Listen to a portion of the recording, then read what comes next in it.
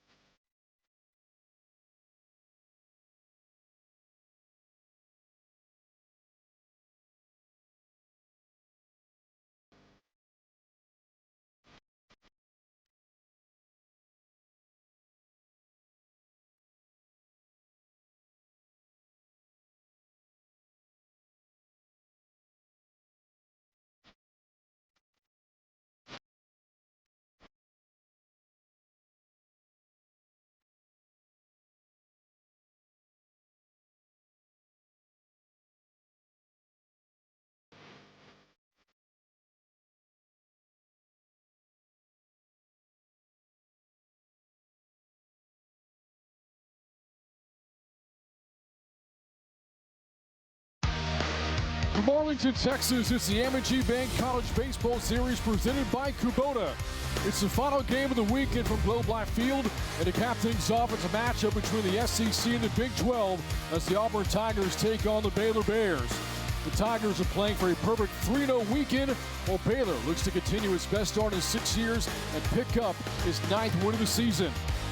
On Flow College alongside Ty Harrington, I'm Brent Freeman. Looking back at the weekend so far for these two teams. Let's start with Auburn here, Ty. The only team unbeaten so far this weekend. 2 very impressive and offensive wins over Ohio State and Oregon State. Yeah, offensive, except for game 1, too, now, and how well Dutton threw the ball for Auburn. But yes, a really offensive 2 games for Auburn so far. 21 runs scored so far through 2 games for the Tigers. Meanwhile, for the Baylor Bears on Friday, a tough loss to Oregon State, but a big bounce-back win yesterday against Ohio State. The bats got hot very late in that game. Yeah, they got heated at the end, got exciting, but they were able to hold them off and come up with their first win in Globe Life.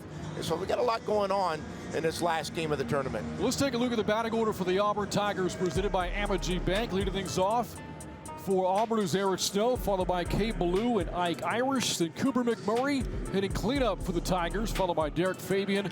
And then you hit the stretch of freshmen Bub Terrell, Chris Rebber, who had a 4 RBI game yesterday in the victory over the Beavers. Chase Fralick, the DH, bats 8th. Brewster Carter batting 9th in the order for the Auburn Tigers. On the mound today, the big right-hander from Davie, Florida, Cole Stasio, 6'5", 219 pounds, making his third start of the season. 1-0 this season, 7 strikeouts in 8 innings, and an ERA at 4.50. I tell you what, when you look at him, big physical presence on the mound, downhill fastball. It's going to be a 91, 93 mile an hour fastball, breaker change off of it. And when it's good, it's got good angle to it. Let's take a look at the defense behind him. We'll start with the outfield for the Bears. Wesley Jordan, Ty Johnson, Enzo Apodaca in the outfield. Infield D of Baylor of Hunter DePlancey, Tyree Kemp on the left side, Pearson Reebok, Jack Little on the right, and the catcher is J.J. Kennett for the pitcher Cole Stasio. Into the box, Eric Snow. And off we go for the 6th and final game of the weekend, game 2 of our doubleheader. Earlier today, Oregon State won a thriller over Ohio State 12-10. The Beavers finished with a winning weekend at 2-1. The Buckeyes go winless in their trip to Arlington this weekend, going 0-3. That Oregon State team And you get some of the pitching part of it lined out too. It's such an offensive, physical team, and then play defense at a high level as well. That team's got a chance, stays healthy, and get some things on the mound going better. They got a chance to really get after it and do some good. 2-1 to Snow. That misses the plate on the fastball at 92. For Stasio's third start of the season, he's gone 4 innings in each of his first 2 outings. Got a win opening weekend against Youngstown State. There's a ground ball to third, got by Duplasky, but there's Tyree Kemp from short, backing it up and makes a nice throw to first base for the first out of the game. The head coach for the Auburn Tigers, Butch Thompson, with a victory over Oregon State last night, picked up career win number 293. Has done so many great things in his 10 seasons with the Tigers. He has, and been around the league for 23 years. I mean, that's a lot of SEC experience. Great recruiter. I'll tell you what, great baseball knowledge as well. Got a shot moments ago. The other Thompson in this game in a dugout, Mitch Thompson, the head coach at Baylor. As K Blue bats with nobody on and 1 out. Swing and a miss. Fastball there at 92 from Stasio. And there is Mitch Thompson again in that Baylor dugout. His team out to an 8-2 start. Their best record through 10 games since 2019.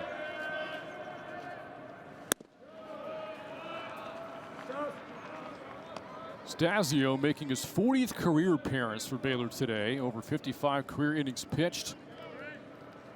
And tell me if you've heard this before. Over the past couple of years, dealing with injuries for Baylor. Limited to just 3 appearances last year. That's headed towards right field and to foul territory. Tracked down by Jack Little for the second out.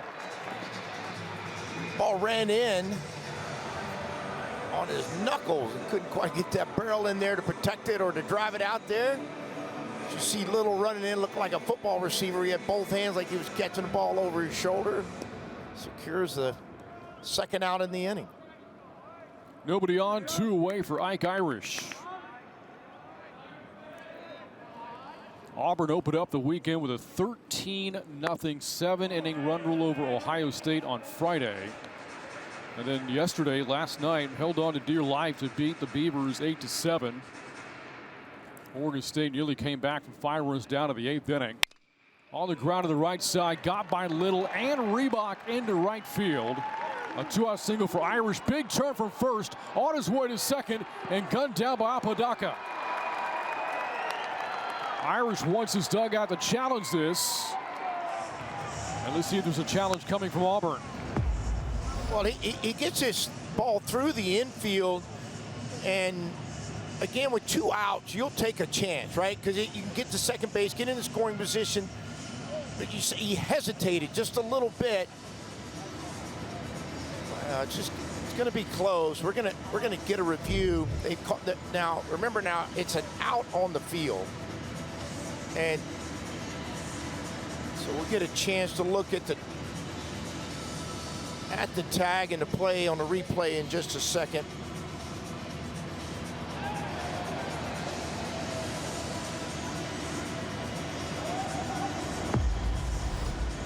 Go. I think his slide on his foot. Does he slide onto Kemp's foot as he tags him? I couldn't tell.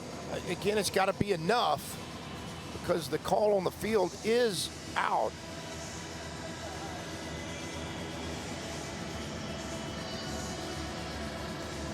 This one might take a minute, actually.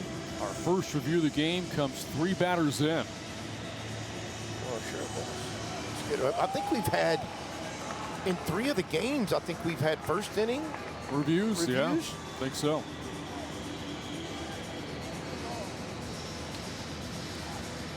And remember, the call on the field was that Irish was out. The call made by our second base umpire, Casey Moser.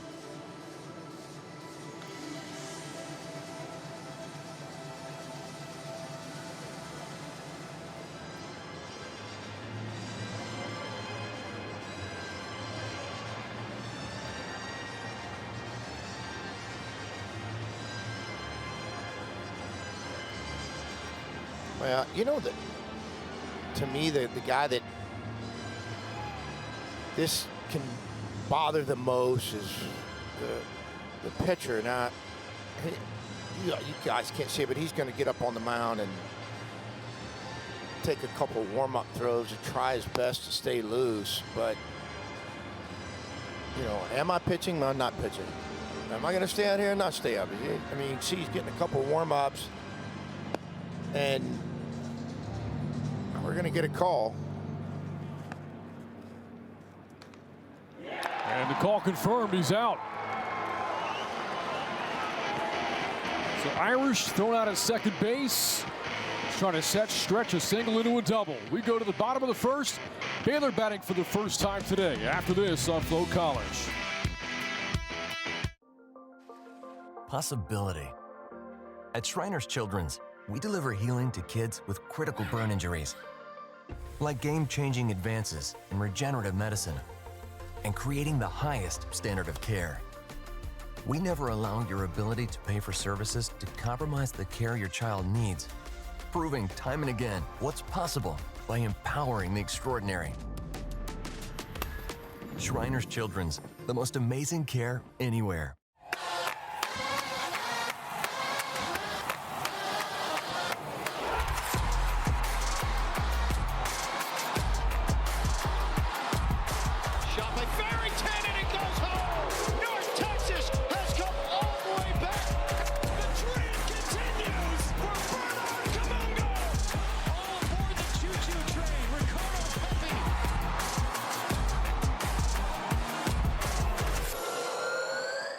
Possible Missions and their dedicated Amegy business banker work together to put the us in business banking by sharing the same values both in the office and out in the community. Now it's your turn with your own dedicated Amegy business banker with banking experience in your industry, because you're more than a customer. We're more than a bank, and together we'll help put your business on solid financial footing with comprehensive financing options, earned interest on your accounts, and yes, by being a true community partner. Here we collaborate. Here you grow. Now look at the batting order for the Baylor Bears, presented by Amegy Bank. Leading off for Baylor is Jack Little. Little hit a 2-run homer yesterday in the win over Ohio State. Enzo Apodaca bats second. Wesley Jordan, who homered against the Beavers on Friday, bats third.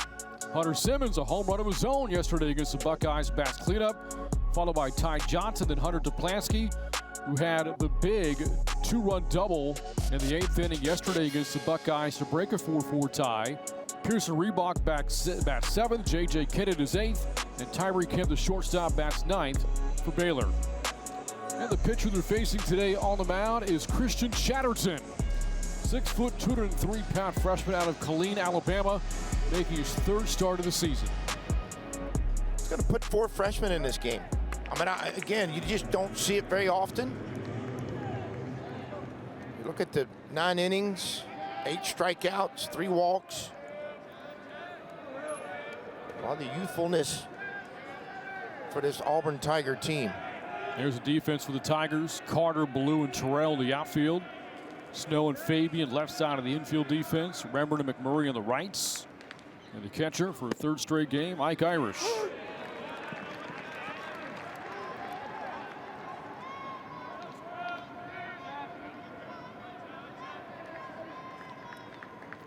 Chatterton, no decisions in his first 2 starts.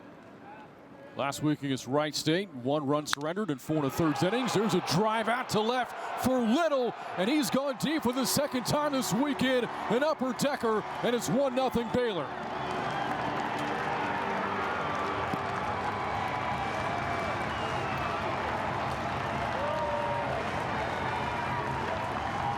Well, he gets ready, gets set up, catches a fastball middle.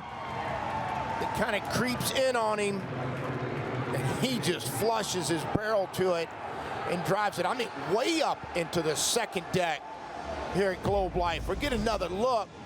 Elevated, middle in.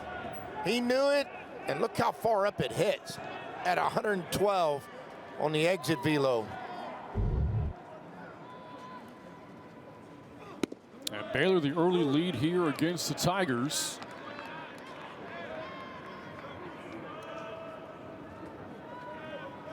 Out of the plate for Baylor, hitting second in the order, Apodaca.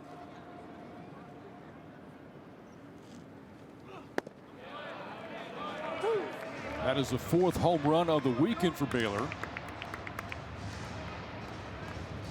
Little's gone deep twice. Hunter Simmons and Wesley Jordan. Home runs for the Bears.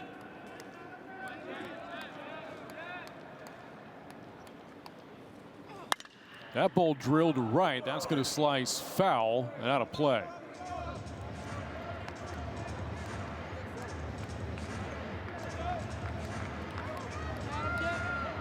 The early home run given up by Chatterton, but pitching has been a big part of the story this weekend for Auburn, especially when it comes to strikeouts. 23 in 16 innings through the first 2 games. The 0-2. Out of that total, Apodaca strikes out. 1 down here at the bottom of the first. Boy, Chatterton showing you what he likes to do with those left-handed hitters, and that's use his changeup for a strikeout pitch. He does a really good job of attacking it, making it look like fastball, body language-wise and arm speed and hand speed-wise. And it just hits the brakes about halfway there. Now Wesley Jordan.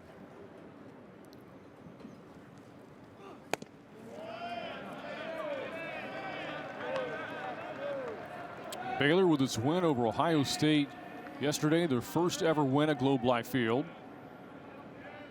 Game was tied 4-4 in the 8th. Baylor scored 4 times and then held on to the 9th to win 8-6. Swing and a miss by Jordan is 1-1.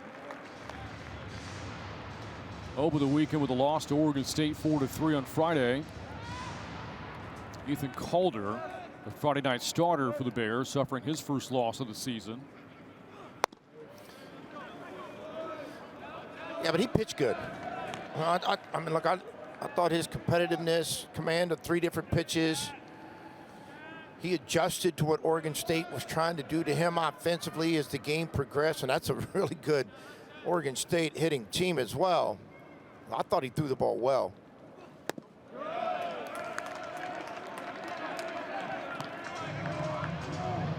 And you guys saw over the past 2 days just how offensive that Beaver lineup can get. Put up 12 in the win over the Buckeyes earlier today. A big 5-run 8th inning for the Beavers as Jordan draws a walk.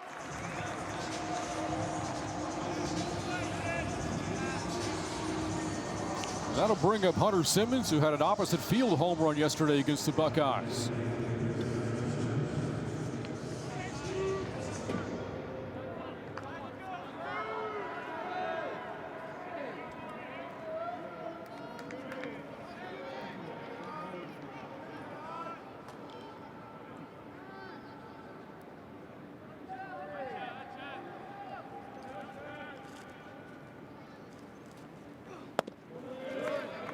Change up out of the zone for ball 1.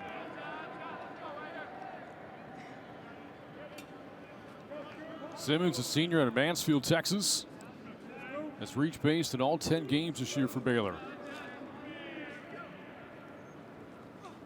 And the 1-0, that's in there, the breaking ball for a strike. As a coach, sometimes with young pitchers, you think, man, if we can just get him through the first without a whole lot of damage, then he'll be able to come in, catch his breath, and then go back out. A little bit different attitude or confidence, I should say. Right now, I'm not landing all of his pitches for strikes. And a good job of attacking them.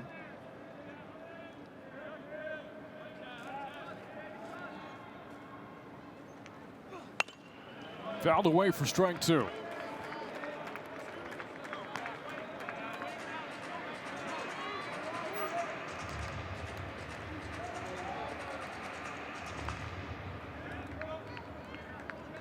Ty Johnson for the Bears awaits on deck.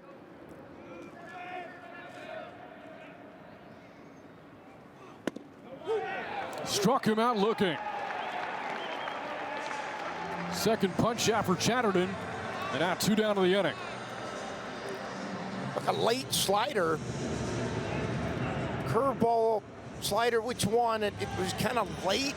and it just acted like a changeup a little bit, Brent. A backup slider will do that every once in a while. Hung in there and caught just enough the inside corner of the plate.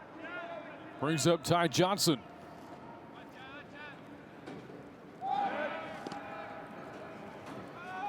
Bears haven't had much success with 2 outs this weekend, just 2 for 19. As Johnson bats with 2 down. Senior out of Flower Mound, Texas.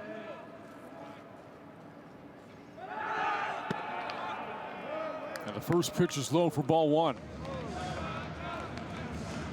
Johnson had a couple of base hits against the Buckeyes yesterday. He's reached base 20 times through Baylor's first 10 games. Yeah, that's pretty good. Swing and a miss. Good curveball there from Chatterton.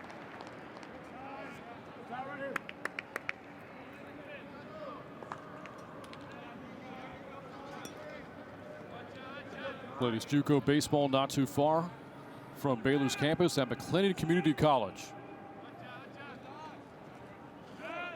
In his second year now with the Bears. That pitch on the fastball in there for a strike.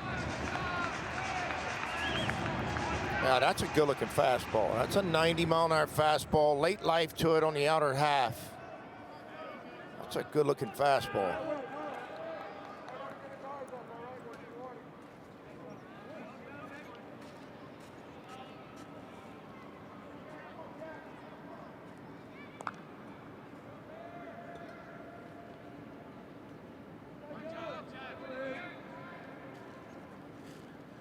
A ball and 2 strikes.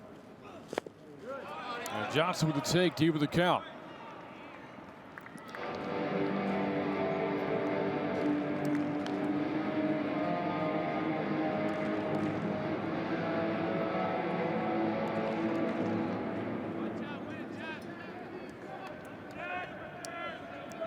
Inning started with a homer from Little. Since then, a couple of strikeouts wrapped around a walk. 2-2 to Johnson. He strikes out looking. Chatterton 3 punch outs in the inning. And that'll do it for the Bears to the first. But Jack Little started the inning with a homer. His second of the weekend. And Baylor has struck first in the finale here from Globe Life Field. We head to the second. Bears on top early over the Tigers. Your piece of land demands the very best equipment. Kubota equipment. The #1 selling compact tractor in the U.S. With professional grade mowers, versatile sidekick utility vehicles, and compact tractors that get it done right. All backed by unmatched dealer support. Talk to your dealer today to schedule a demo.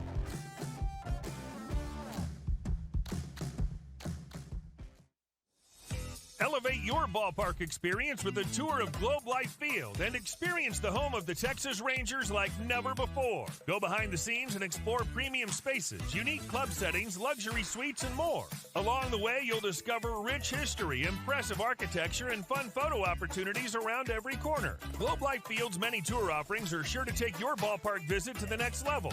For more information and to book your experience, visit globelifefield.com. And welcome back to Globe Life Field. Time now for a coach's interview presented by Amegy Bank. We're joined by Tigers head coach Butch Thompson. Coach, you've won 9 in a row, offensively scoring more than 90 runs during their winning streak. What's been the key to the offensive success as of late? Well, just top to bottom, had a different guy stand out each day, but just the premise of just having good at-bats, and the guys have connected well. Coach, I was reading through there over the last couple of years. You guys have some renovations to your stadium and some improvements, for lack of a better. I mean, look, it's the SEC in college baseball. Yeah, I mean, you got to keep on. I mean, you guys certainly are getting on the front end of it. Well, I understand what it is to keep up with the Joneses, but really when you do something, and it took us almost a decade to put this together. We did premium spaces, and it's a beautiful, beautiful ballpark with a lot of the Arlington right behind us, the old park, a lot of those features. So we enhanced a beautiful old ballpark with the updated premium spaces, and pretty neat drive-by. Coach, we talked about this a lot throughout the weekend. You spent 32 years coaching college baseball, 23 in the SEC.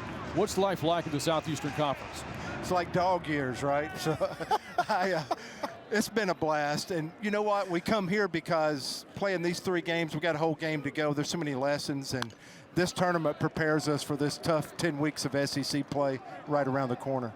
All right, thanks, Coach. Good luck the rest of the game. Thank you. And again, Tigers head coach Butch Thompson joining us. His team batting here in the top of the seconds. Baylor on top 1-0 after the leadoff homer hit by Jack Little in the bottom of the first.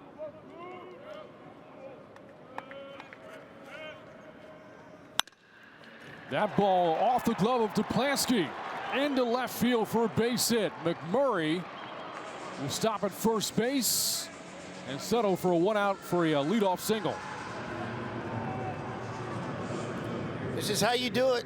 Get a ball away from you, use the whole field, scorch it the other way. Does a great job of keeping his eyes and his hands back through the baseball, but his eyes back at the point of contact, right on the barrel on the baseball. Second hit of the game for the Tigers. That'll bring up Derek Fabian.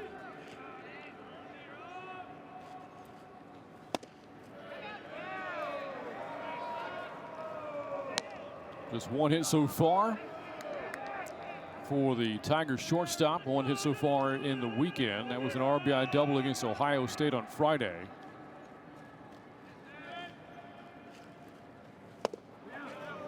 That pitch in there for a strike from Stasio.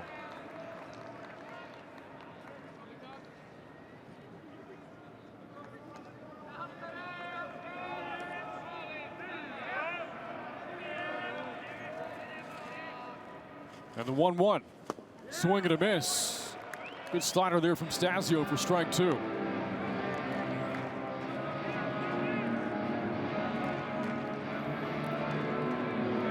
You can add to this Baylor team the idea. You know, last year they got so injured. I mean, they were devastated by injuries. Actually, had a chance to see them early last year. A lot more expectations, higher hopes, better looking team. Stasio strikes out Fabian. And then they just get riddled with injuries, and sometimes when you don't have depth, you can't use the word next man up. We get to look at this slider. Really hung in the middle part of the plate, but was up.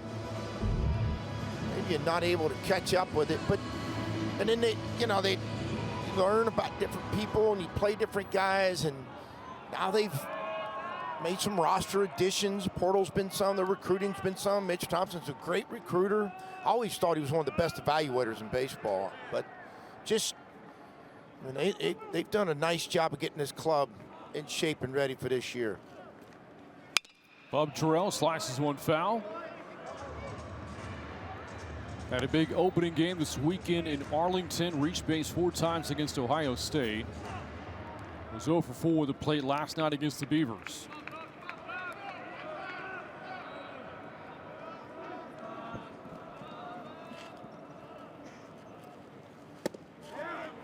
And Terrell starts a stretch of 3 straight freshmen in the order for the Tigers. Terrell, Rembert, and Freilich.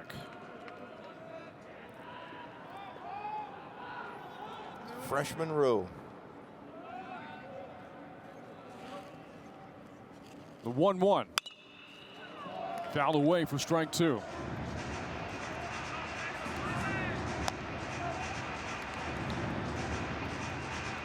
So far in this tournament, they haven't reacted or acted like inexperienced hitters and players. I mean, they've played with their eyes up, and barrels moving, played hard. 1-2 pitch, shot to right field for a base hit for Terrell. McMurray over to second base, and the Tigers have 2 on. Just like that. You can see Terrell talking about keeping his hands through the swing, the barrel through the swing. As he drove that ball to right field. Good looking hitter. What a day Rembert had yesterday against Oregon State. A 2-run double and a 2-run homer. Big swing and a miss. Falls behind here against Stasio, 0-1.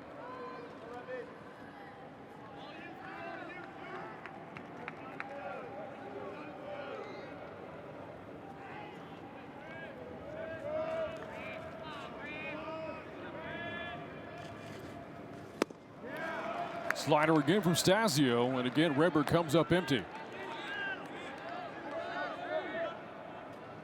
Slider's got enough depth to it. When he does get it synced up right, gets on top of it, it's got some miss to it, particularly those right-handed hitters. 0-2. Got to run the count to ball and 2 strikes to Rember.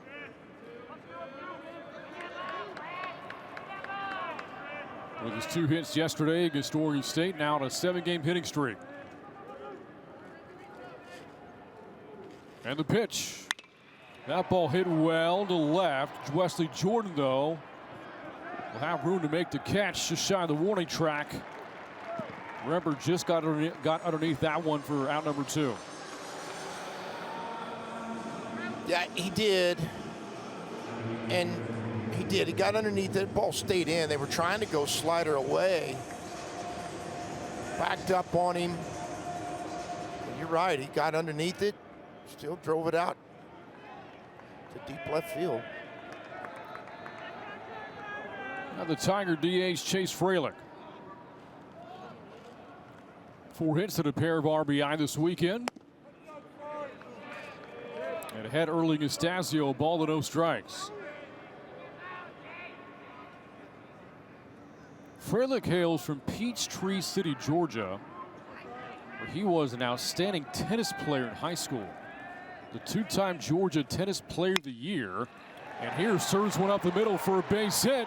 McMurray around third, and this game is tied.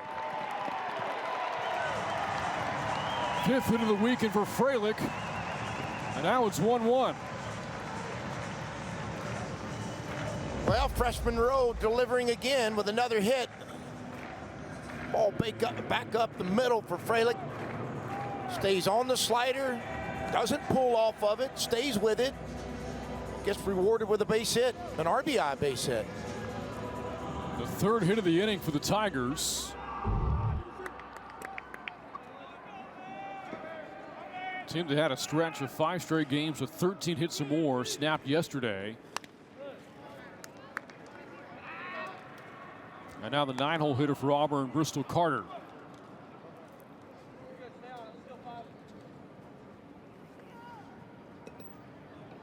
Carter secured the 27th and final out of the game last night after Gavin Turley for the Beavers hit a deep drive to left center with a tying run on base.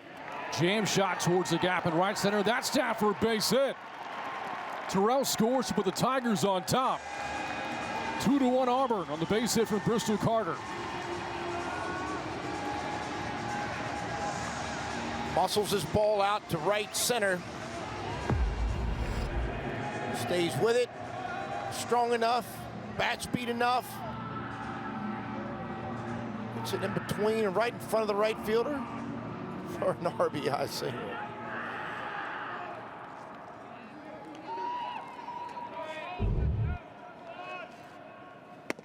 Back at the top of the order to Eric Snow.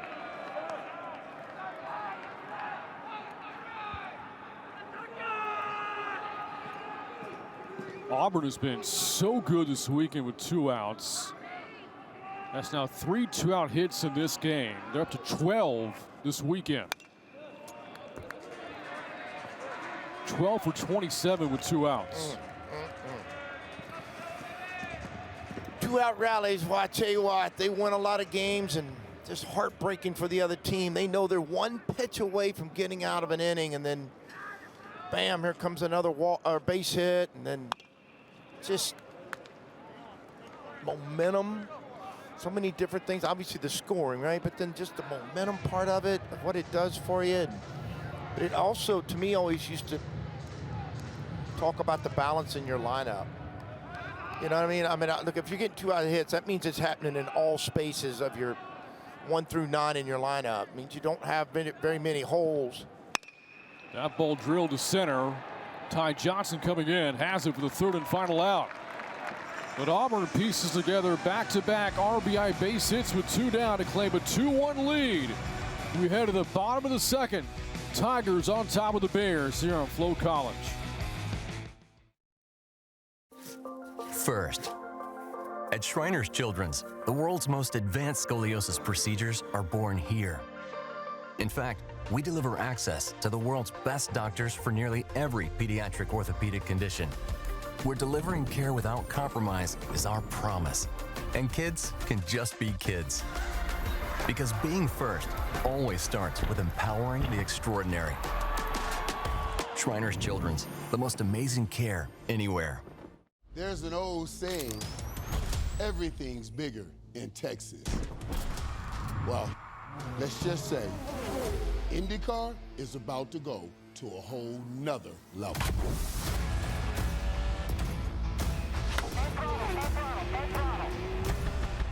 Get ready, Arlington. This is where history is made, and champions are born.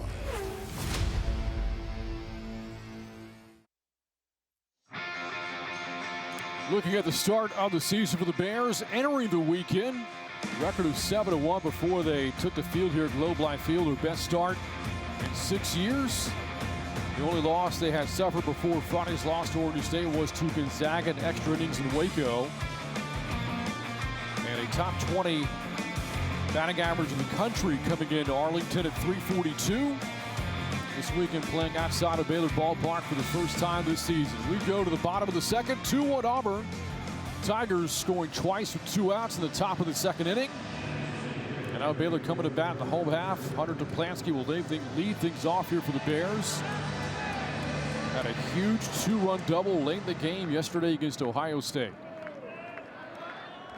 Or did he? How big did that loom late in the game last night? It broke a 4-4 tie. Baylor would go on to score 2 more times in the inning. This turned out to be 2 critical insurance runs because the Buckeyes got 2 in the top of the 9th. Baylor held on for an 8-6 win. The 1-0. 2 balls, no strikes to Duplansky.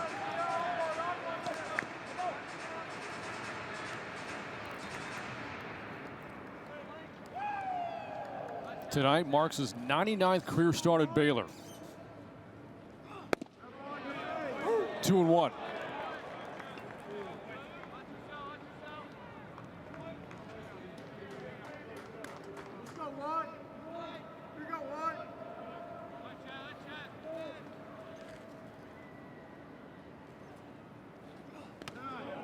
Pitch to the dirt, runs the count to 3 balls and a strike.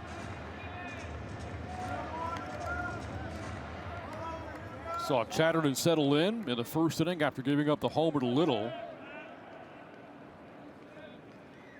Struck out Apodaca, Simmons, and Johnson. Here he walks to Plansky. Second walk of the game given up by Chatterton. Leadoff man is off for the Bears for the second straight inning. Well, walks can come back to get you. I mean, obviously everybody knows that and understands that. Leadoff walks seem to come back to bite you more often, but again, he's got the stuff. I mean, we're sitting there watching a young arm on the mound. It's a good arm. 2 different type of good secondary pitches. Shows you right there with a quick feed on his move to first base. That can slow down your run game. That'll oftentimes, when you got that quick a feet, will make you become just a run and hit and run offense as opposed to straight steals.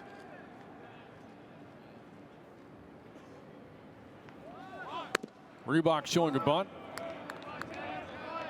Takes the first pitch out of the zone for ball 1. Reebok came off the bench for the Bears on Friday. Narrowly missed a home run. He was robbed by Oregon State's Easton Talt. Double against the Buckeyes yesterday. Good to the start for the Bears at second base. Ahead here against Chatterton, 2-0.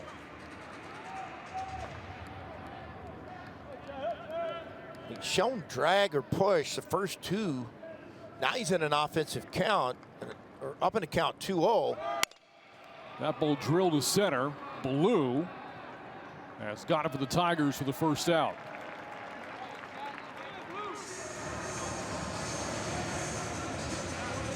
Well, they let him swing away on 2-0, and he gets a pitch he can hit, and hit it pretty good. Blue got right in the way of it. retrieved it nicely. For the first out here in the second. Brings up Kennett. He's made some really dynamite defensive plays this weekend for the Bears.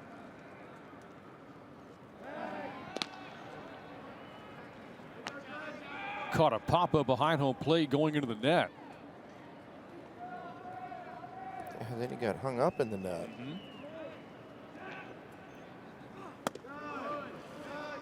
One ball and no strikes. You know, he does a good job of handling the bat, chokes up on the bat just a little bit.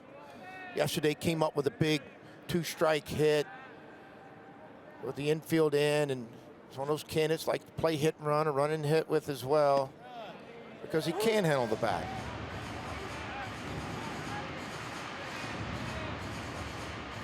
Sophomore out of Mandeville, Louisiana.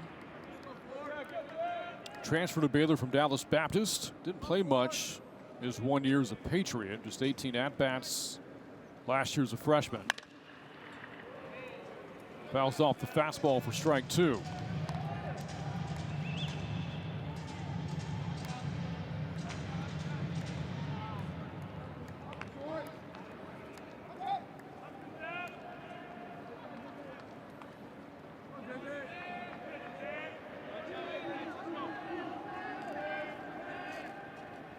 One-two pitch.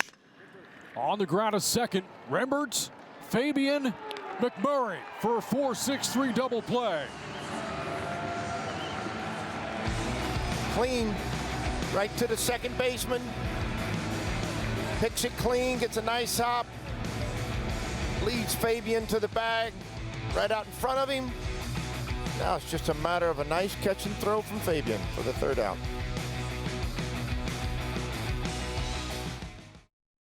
Bowman Engineering and Consulting and their dedicated Amegy business banker worked together to put the us in business banking, which included the occasional lunch meeting.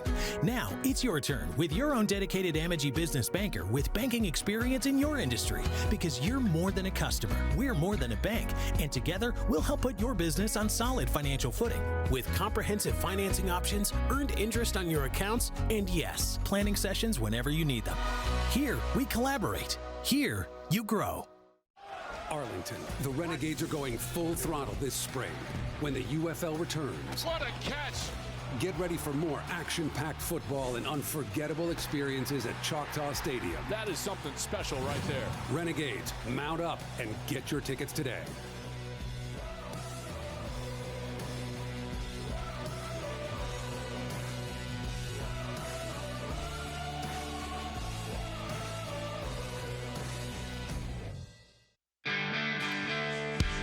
All 3 weekends of college baseball here at Globe Life Field benefit Shriners Children's, with a portion of ticket sales going to a worthy cause that is dedicated to improving the lives of children around the world. To donate, scan the QR code on your screen or visit globelifefield.com/college baseball. 3 straight weeks of college baseball here in North Texas. Started with the Shriners Children's College Showdown. 6 teams were here in Arlington representing the SEC, Big 12, and the ACC. Last week, Arkansas, TCU, K-State, Michigan were in town. This weekend, it's been Auburn, Baylor, Oregon State, and Ohio State.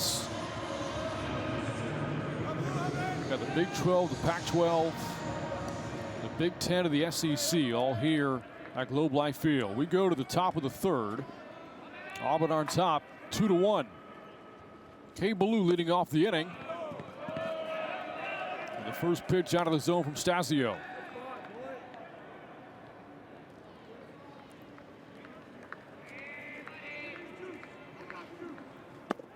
For Baylor, not a lot of history versus the 3 teams they will have played this weekend. The game against Friday against Oregon State was Baylor's first against the Beavers since the 2005 College World Series. The game against Ohio State, the first ever meeting between the Bears and Buckeyes. And today, these 2 teams hooking up for only the second time ever. They last played each other back in 2021. I guess out of successes of the programs, I would have thought they would have crossed paths in regional, you know, even though geographically in different spots, but you just would have thought they would have met up more times throughout the history of the programs.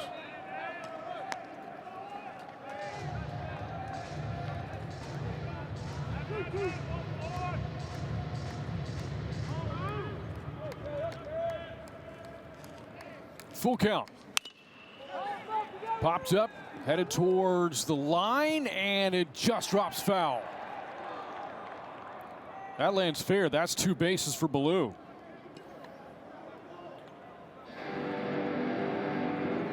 Wasn't foul by much, but it was foul.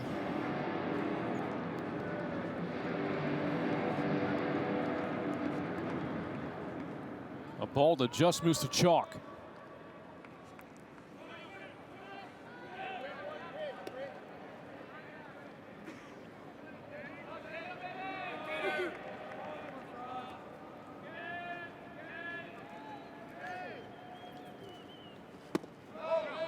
And that's low for ball 4.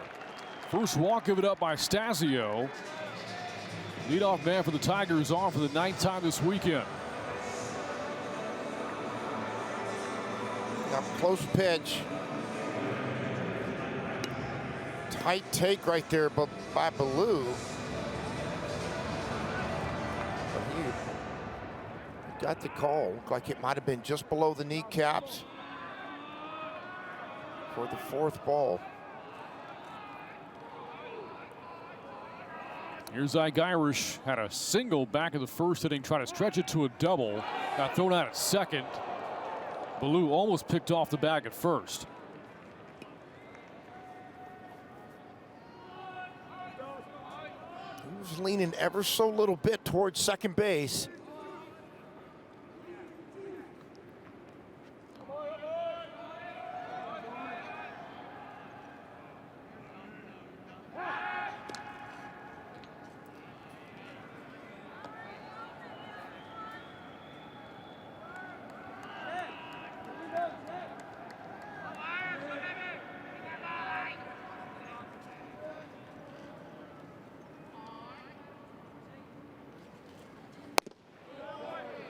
A ball at 0 strikes to Irish.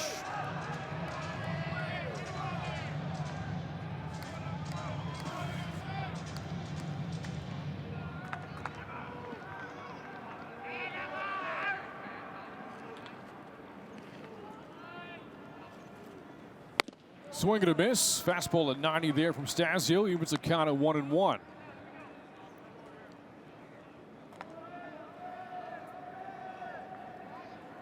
Again, the Tigers have won 9 in a row. One of those wins, a midweek victory over a top 25 program, Troy, out of the Sun Belt last week. Irish had the walk-off single to beat the Trojans. Hey, Troy's off to a good start. Won again today. I think they swept this weekend. Been in the top 25.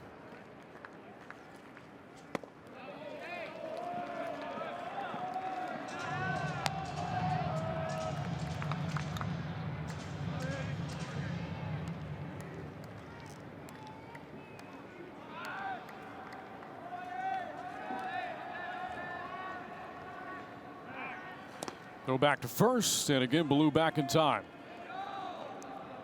As a hitter, I would love to have hit behind a guy that can really run. The pitcher has to pay attention to him.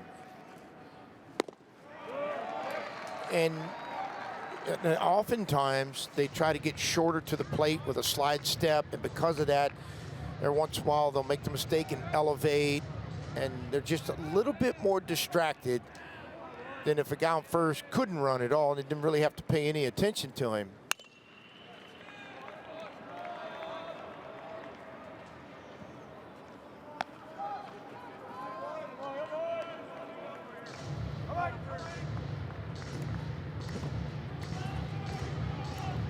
Saw the Tigers put their offense in motion at times yesterday in their win over Oregon State.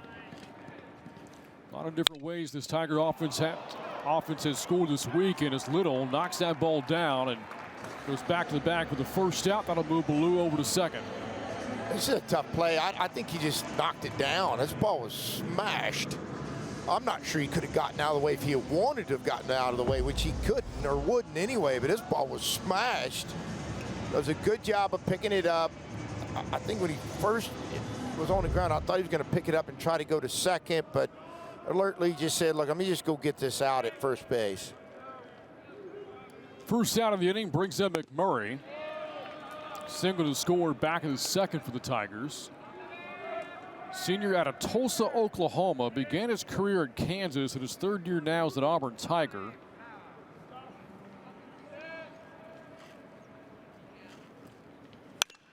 Good power numbers throughout his career. Between his time at Lawrence and Auburn, 39 homers.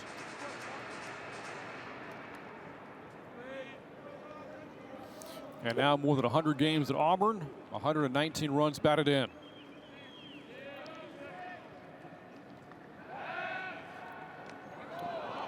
Well, I don't know if his family still lives in Tulsa, but if so, that's a heck of a lot shorter drive, 2.5-hour drive to Arlington than it is to Auburn. They were probably excited if, in fact, they still do live in Oklahoma. 1-1. And the count runs to a ball and 2 strikes.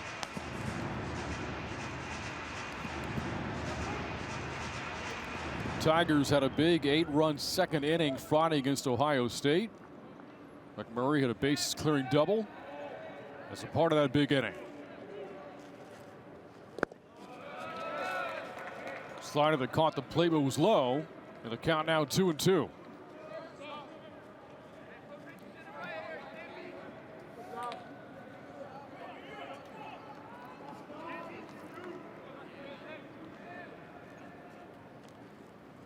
This is the 55th pitch from Stasio. Slider low again.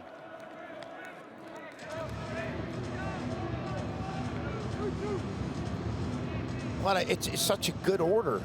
And I'm going to go, when this is over, the tournament's over, I'd love to go add up who saw the most pitches. Meaning each team throughout the weekend, you know, who saw the most pitches, because that starts to tell you the team that was patient enough and was waiting to get the pitch that they can handle. And so far, Auburn has seen, to me, just haven't seen them through 2 games. They've been patient. They've seen a lot of pitches. Couple of walks in the inning. 2 on now for Derek Fabian. 1 out in the third. And the pitch from Stasio misses the inner half.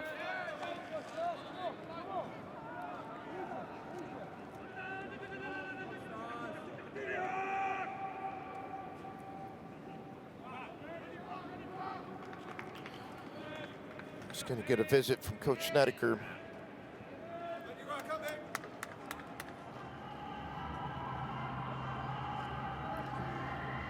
He's thrown a lot of pitches this half inning. It's just maybe a chance to let him catch his breath. I mean, it is. It's a physical event.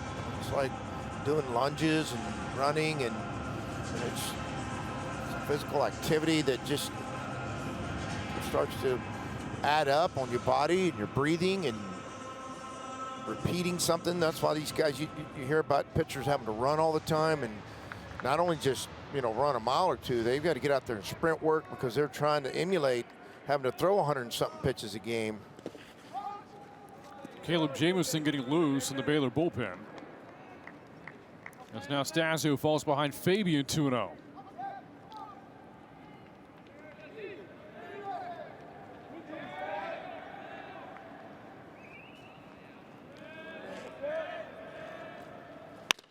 On the ground through the left side for a base hit. Ballou's getting around third. He's coming to the plate and will score. 3-1 Auburn on top. RBI base hit. Derek Fabian puts the Tigers on top by 2. Right before he swung, I got ready to say something. I really, really like this young man's swing. That bat stays in the hitting area a long time. Hasn't had quite the weekend he's probably accustomed to as a hitter, but does a good job staying through it, hitting the barrel through it, gets his RBI hit in this game, but I tell you, that barrel stays in there a long time. That guy's going to be a really, really good hitter this year for Auburn. Here's Bub Terrell. Fouls off the first pitch for strike one.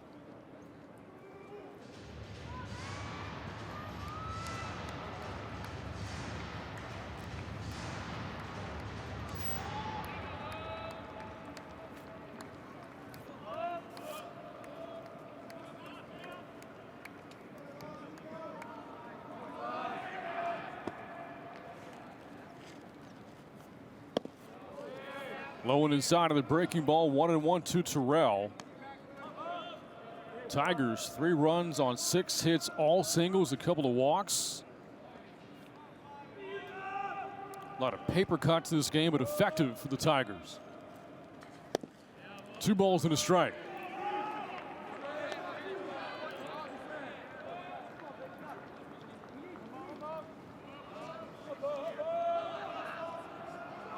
After this weekend, Auburn gets ready for a 3-game series against Old Dominion out of the Sun Belt Conference. Back at Plainsman Park. As Terrell fouls off the 2-1 pitch to make it 2-2. Baylor hosting Loyola Marymount next week at a Baylor ballpark. Yeah, and I think this is going to be it. I think they're going to make a change on the mound. Mitch Thompson out to the mound. That'll be it for Cole Stasio. Stasio over 60 pitches, cannot escape the 3rd inning. And Baylor's go to the bullpen. Coming into the game now, Caleb Jamison for Baylor. And here it's a couple of base runners with 1 out in the 3rd at Auburn on top, 3-1. Back after this from Globe Life Field in Arlington.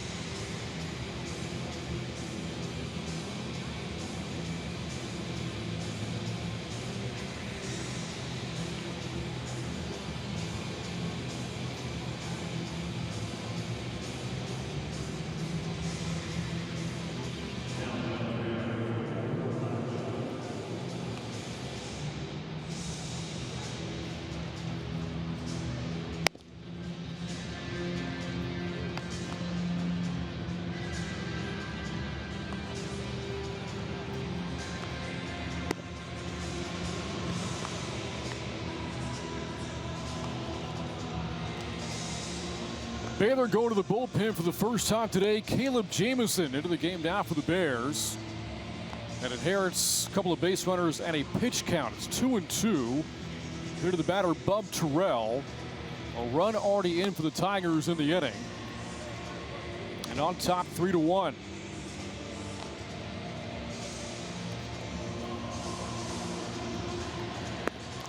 Cole Stasio just looked like he was out of gas out there on the mound. He was. I think the last swing that Terrell took at that point as a coach here once in a while, he's already thrown a bunch this inning. He took a real aggressive hack, just barely missed it. And I think that was the point where we go, hey, let's go, let's make a change now. And you got a left matchup. Probably got ready in that time and space as well. And I'll have a chance to go in there in a 2-2 count. See if he spins a breaker in there, try to goes for a strikeout. Caleb Jamison on the mound for the Bears, a first-year transfer from Paris Junior College.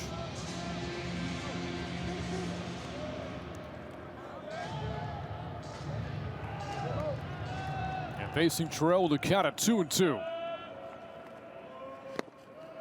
And now the count fills 3 balls and 2 strikes.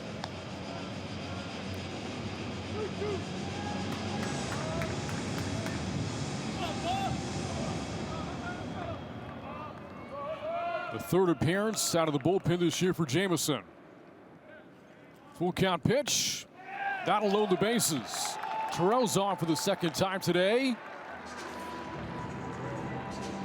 The third walk of the inning for the Tigers. That'll bring up Chris Remberts, who yesterday went deep with the win over Oregon State. Yeah, he shows off his bat speed and his power. Tell you what, that young man had a great day yesterday. A 4 RBI game for Rembert. Big RBI chance here. And the first pitch fastball misses for ball 1. You know, it's such an unusual space to come into when you come in with a count already as a pitcher, but coach believes in you, and they wouldn't have put you in there otherwise. And that gets a piece of him. Rembert hit by a pitch by Jamison. That'll bring in McMurray and make it 4-1 Auburn.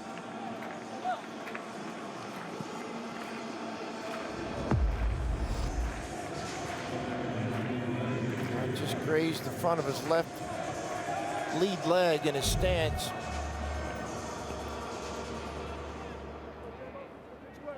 Oh, now Brandon Jamison somehow to get the ground ball in the middle part of your field for double play. Be huge for your team and your confidence. First pitch in there for a strike to Frelick. And an RBI single for the Tigers with 2 outs back in the second. Spoke earlier about the 2-out numbers for Auburn. They've also been just as good with runners in scoring position this weekend. 12 for 29. The 1-1. Popped him up. Infield fly in effect. That's good for the second out. Well, you get a little bit of an indication on the, just, you know, the life on his fastball. And he got in on Frelick's hands with the pop fly. It was an infield fly. I think the bat took off, flew out of his hands, and went almost as far as the ball did. Seen a few of those this weekend. There's Bristol Carter. Had a 2-out RBI base hit of his own in the second. And batting with the bases loaded for the first time this year.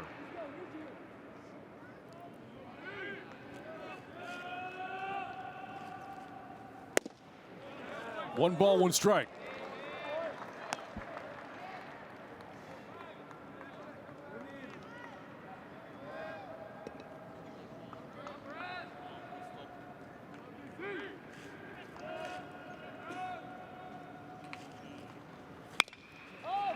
The Bears trying to minimize the damage here in the third. 2 runs already in.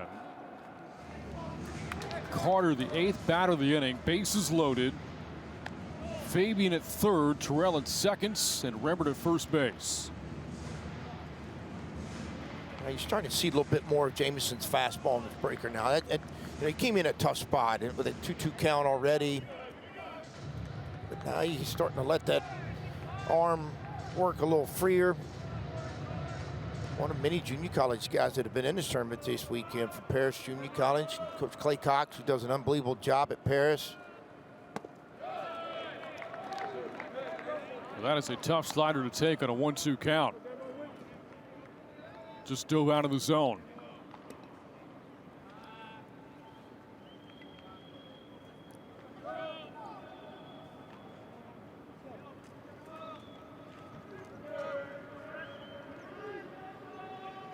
The 2-2, fouled back by Carter.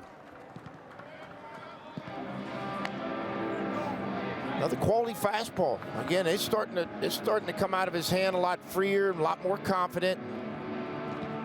He's one good breaker or fastball away from getting out of this and go catch his breath and then get ready for the next inning, but he's going to have to work at it. And the pitch popped him up in the infield. Reebok from second is called off by Kemp at short, and the Tigers strand 3. But they scored twice in the inning. Now on top 4-1. We're back after this on Flow College. Resilience. At Shriners Children's, we're leaders in pediatric sports medicine. With expertise in sprains, tears, fractures, and other sports-related injuries. We're here to deliver the best care in the business and never allow your ability to pay for services to compromise the care your child needs. Because every great comeback starts with a game plan for empowering the extraordinary. Shriners Children's, the most amazing care anywhere.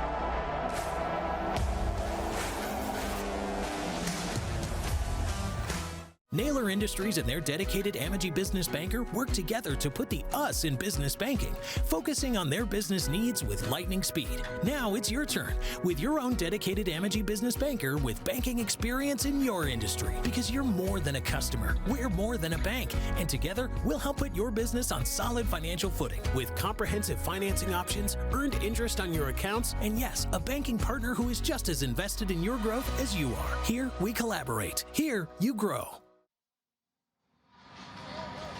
Time now for a coach's interview presented by Amegy Bank. We're joined by Baylor Bears head coach Mitch Thompson. Coach, you brought this up earlier in the broadcast. This is the best start for your program since 2019, 8-2 through 10 games. What have you seen from your team through the first 3 weeks of the season? Well, we've swung the bats well. We've gotten good starting pitching. Our bullpen's been good, and we played pretty good baseball. You know, I mean, that's just kind of how it goes to win. That's what you got to do.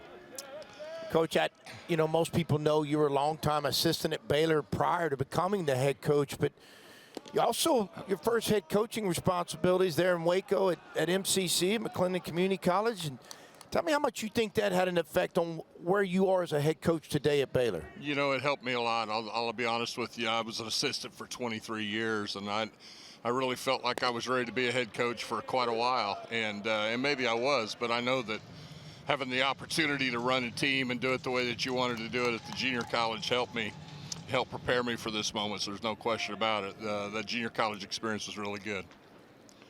Coach, what do you make of the new look Big 12 this year? The additions of Arizona, Arizona State, and Utah with subtractions of Texas and Oklahoma. I think it's a really good league. I don't think anything changes about our conference at all. I think it's really good, top to bottom, really deep. You know, we've had great things happen this weekend, you know, from people in our conference. I mean, there's been a lot of teams win some big games for us, for our conference this weekend. And you know, those are things that we kind of expect from our league. So it's a good league. Coach, thank you so much. Good luck the rest of the game. Appreciate it. Thank you. That's Baylor head coach Mitch Thompson joining us. Just saw Tyree Kemp strike out. That's the first out of the inning here in the third. And we go back to the top of the order for Baylor. Fourth strikeout for Christian Chatterton. Now facing the top of the order for a second time through. Little homered off of Chatterton back in the first inning.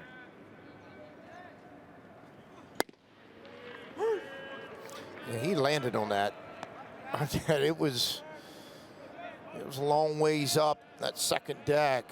He knew it obviously as immediately as he hit it. He's shown some power this weekend. A couple of home runs for Little.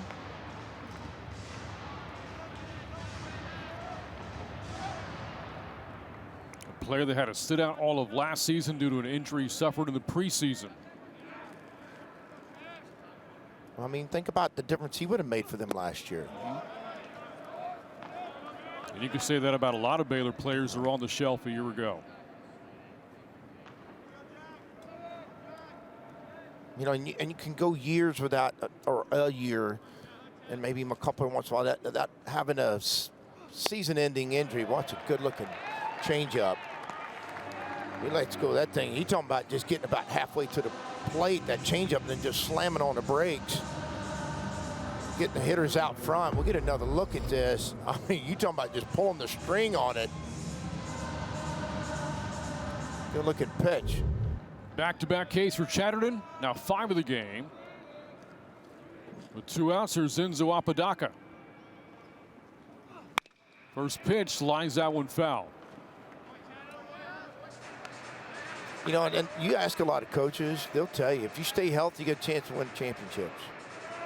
Different levels of them, you know, and you think about, you lose a player here and there, and you got a little bit of depth, but most teams just don't have it covered up, where you can just, you know, if you lose one guy, maybe, as long as it's not your best player, and then maybe you lose another guy, it's just hard to have that kind of depth in college baseball anymore. 0-2 pitch on the way. Apodaca got a piece.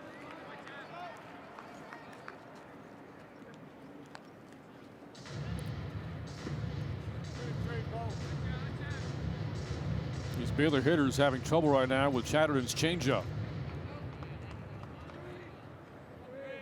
I know some big leaguers that would have some problems with this changeup. That time a breaking ball in the dirt.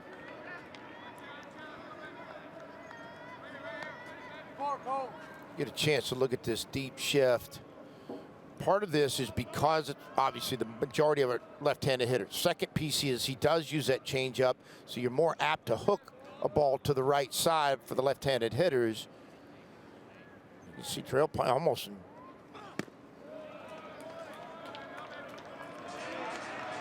No, he's not deep. I thought he was going to be. I thought he was deeper because remember he's in shallow right field.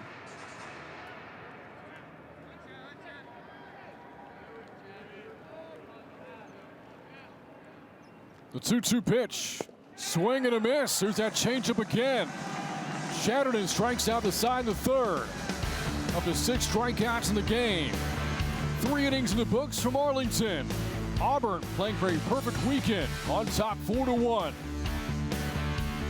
The strikeout of Apodaca ends the third inning, and we go to the fourth in Arlington.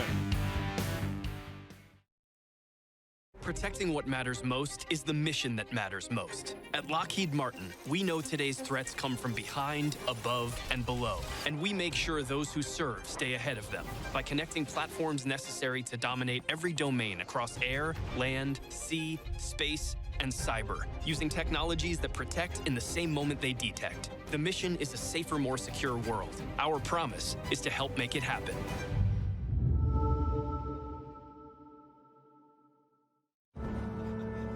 Sometimes you just need a little wonderful in your life.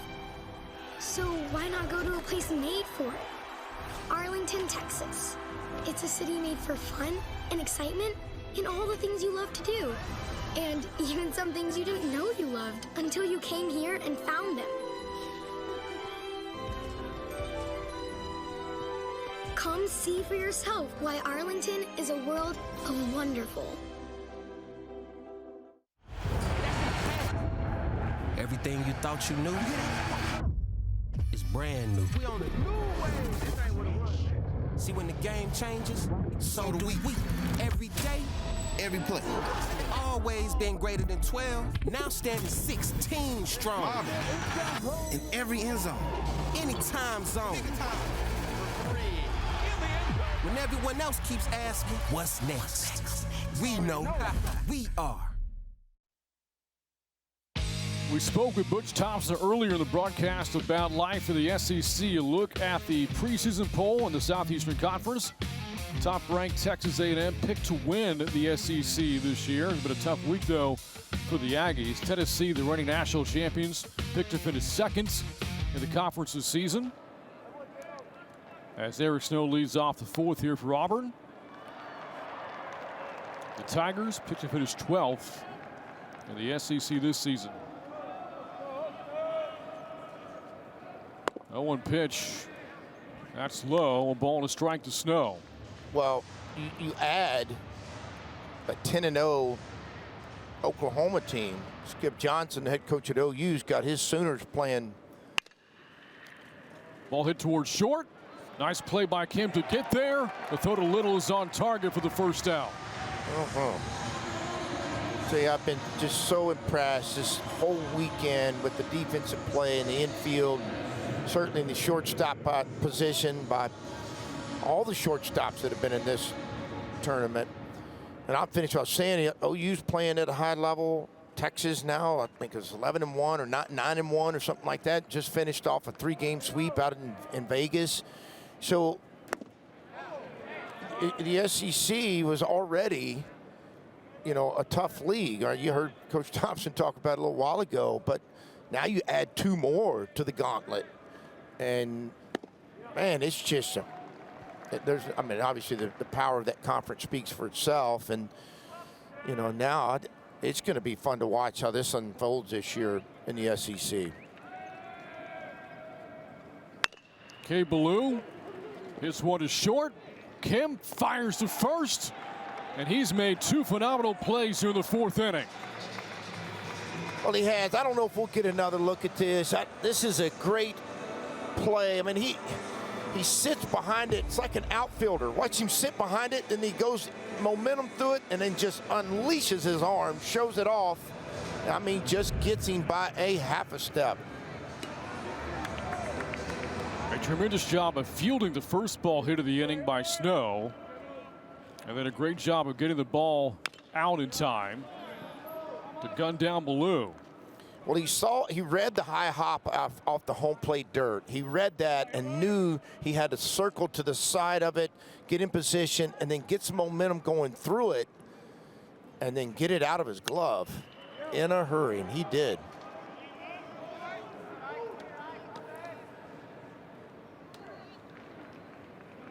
Tyree Kemp, senior out of the Netherlands, a member of the 2022 Dutch national team. 0-2 pitch. And a third base umpire, Chris Griffith, saying that Irish checked a swing.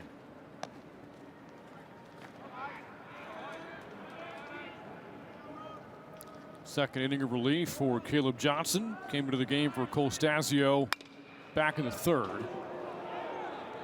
Stasio goes 2 1/3 today for Baylor. 4 earned runs given up. And threw 58 pitches.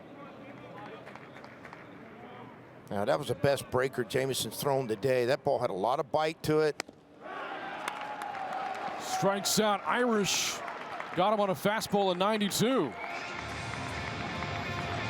A 1-2-3 inning for Caleb Jamison. Able to get through the top of the order for Auburn in the 4th. We head to the bottom of the 4th inning. Auburn on top of Baylor 4-1 here from Globe Life Field.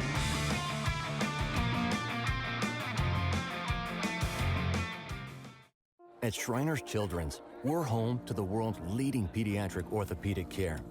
Because so many life-changing advancements start here.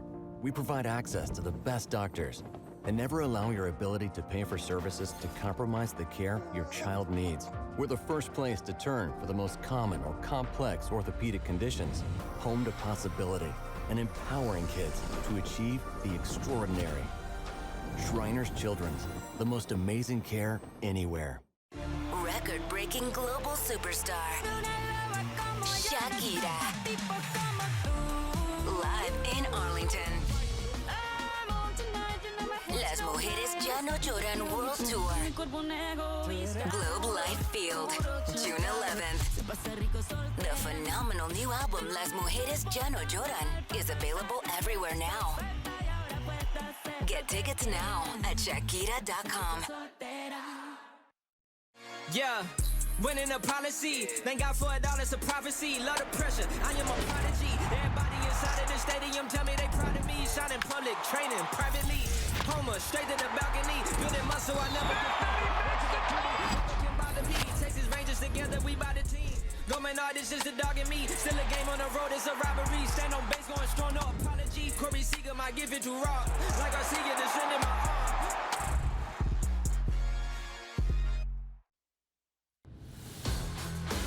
We showed you the preseason poll in the SEC. Now look at the Big 12's preseason poll. Oklahoma State picked to win it, the reigning tournament champions.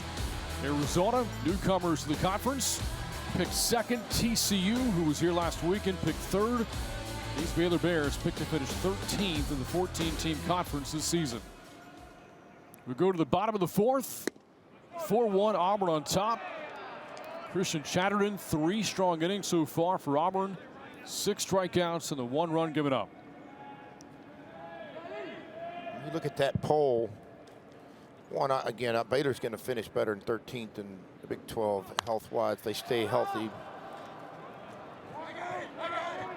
That's popped up by Jordan, and McMurray has it for the first out. Man, that was a pop fly, wasn't it? And then K-State won again today. Played here a weekend ago. I mean, they have played really good baseball. Arizona, who didn't play good in weekend one that was here, bounced back, won 2 out of 3 in Houston in a tournament. Did get beat by Tennessee today, 5-1, but they're playing better.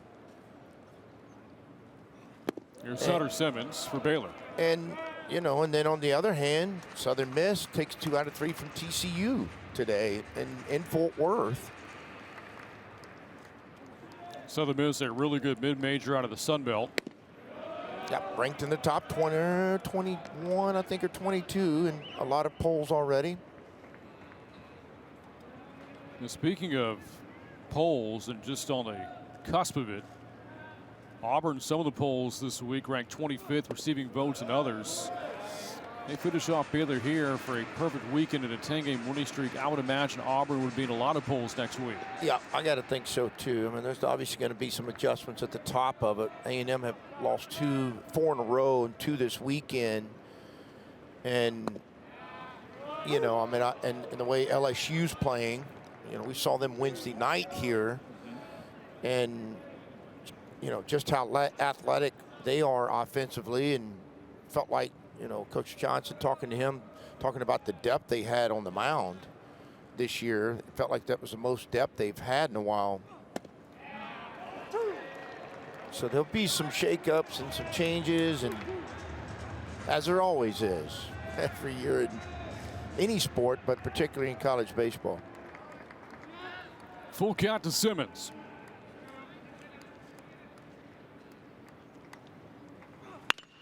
On the ground by Eric Snow into left field for a base hit. A 1-out single for Hunter Simmons is Baylor's second hit of the game.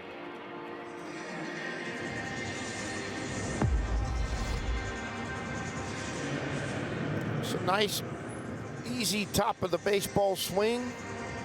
Pulls it into the hole just past the diving third baseman, Snow. Good for the third hit of the weekend for Simmons. Now to the plate, Ty Johnson, who struck out back in the first inning.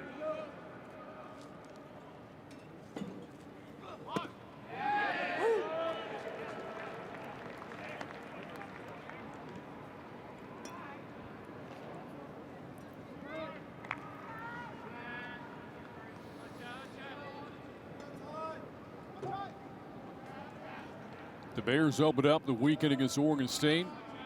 Lost the Beavers 4-3 as Johnson rolls that one foul. The Beavers, a team that reached the Super Regionals a year ago. Baylor playing 13 teams on its schedule that qualified for last year's NCAA tournament. And nearly half of the schedule for Baylor this year featuring teams that finished with a top 75 RPI back in 2024. Swing and a miss. Second time Johnson's down on strikes. That's now 7 punch outs for Chatterton. Well, you can guess what pitch it was. I'll tell you what. That pitch gets, it's halfway there, and it's just like it goes on the emergency brake. It just stops in midair. And those hitters cannot stop that barrel. They get out in front of it, get above it, get below it, but more than anything, they get out in front of it. There's Toplansky. Ahead of ball to no strikes. And you'll hear a lot of coaches, hitters talk about they would rather face somebody with a 100-mile-an-hour fastball than somebody that can command a changeup. It comes out of their hand looking like a fastball. It's just hard to detect, hard to see, and it just, you know, unless they start missing with it, it's a challenge for hitters.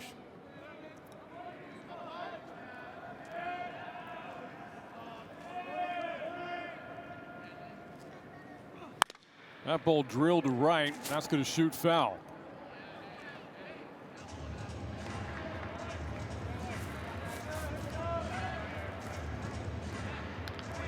if I'm one of these little guys, I'm going to go position myself either where they were right there down the right field line or back here behind the third base dugout where there's a lot of foul balls off left-handed hitters.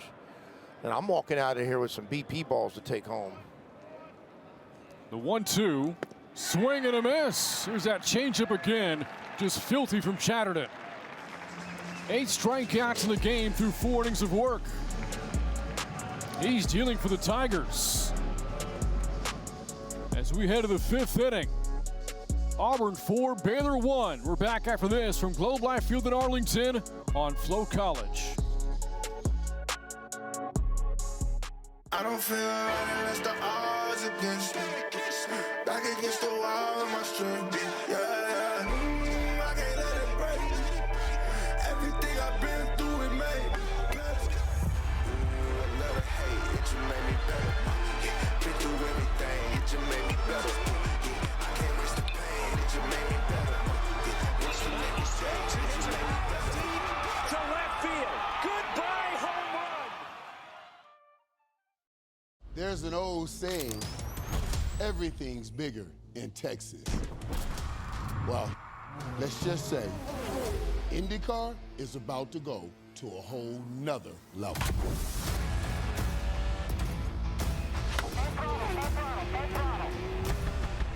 Get ready, Arlington. This is where history is made, and champions are born.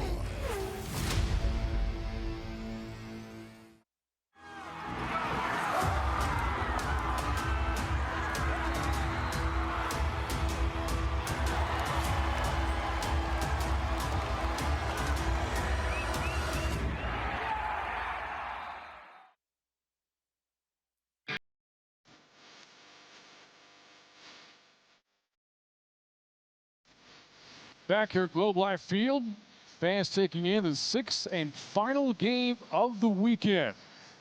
3 straight days of doubleheaders here from Globe Life Field. Earlier today, Oregon State 12-10 winners over Ohio State. And now the final game of the weekend as we head to the top of the 5th. Auburn on top 4-1. Story of the game has been Christian Chatterton for the Tigers. 4 innings, 8 strikeouts so far for Auburn. Here's Cooper McMurray to lead off the 5th for the Tigers. He's been on twice with a base hit and a walk and has scored twice as well.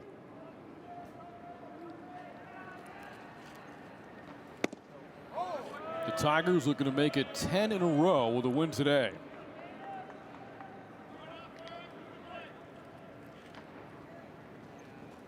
The 2-0. And that misses on a fastball at 91. 3 balls and no strikes.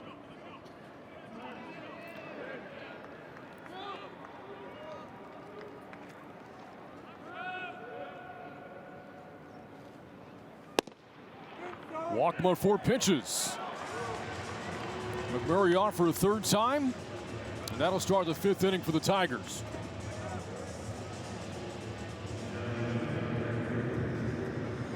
Tell you, Auburn does a good job of recognizing plate presence. What are strikes, not strikes.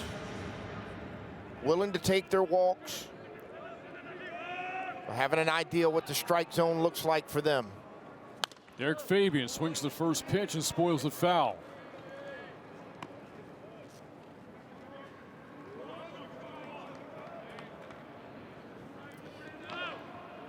Look, he hasn't had the greatest hit weekend for them, but I tell you, I was talking about a minute ago, I like this young man's swing.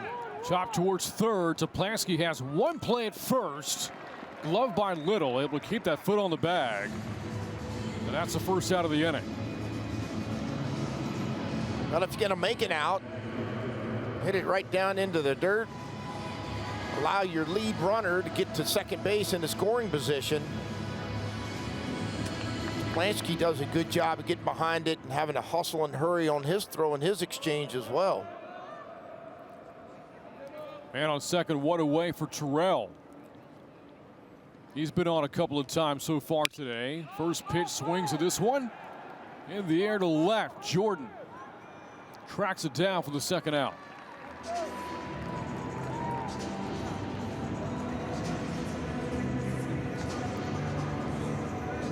If you're Jamison, you're one pitch away, one out away from wiggling out of a leadoff walk.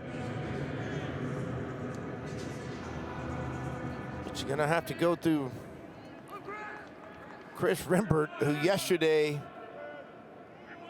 was really good.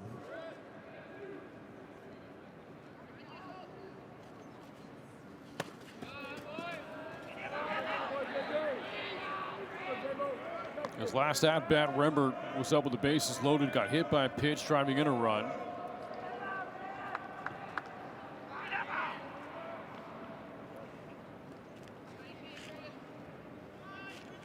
Jamison's 1-0. Changeup that misses down, 2 balls and no strikes. Well, they're trying a different way to attack him. That was back-to-back changeups. The first pitch was a changeup that got away from him.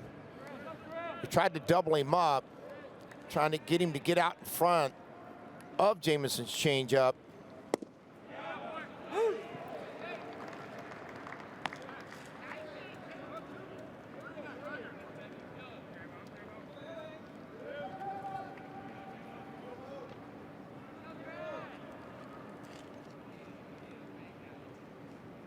The 2-1.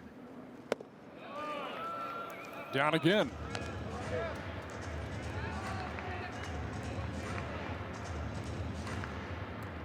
Well, they missed 2 changeups in the 2-0 count. They went fastball in. That was another missed changeup. They're going to back it up with a fastball. Oh, he goes back to a changeup again. That is 4 changeups in this sequence.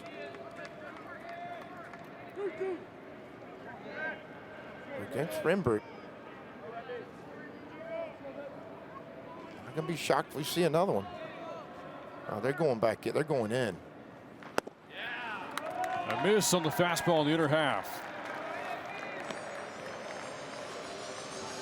Second walk of the inning given up by Jamison. Puts 2 on now for Chase Fralick.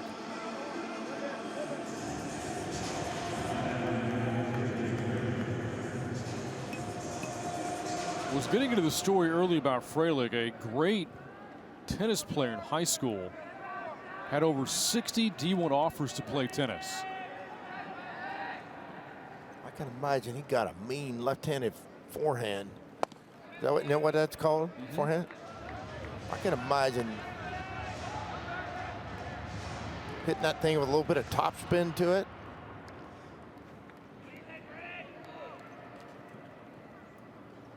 One 1-0 pitch.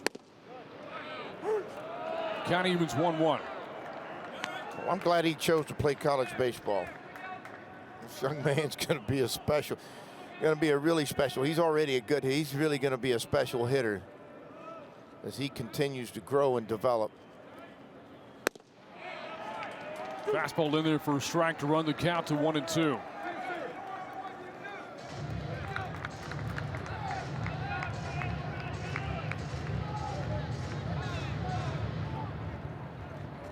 Two on, 2 out for the Tigers here in the 5th. The 1-2 from Jamison. And Fraley gets a piece.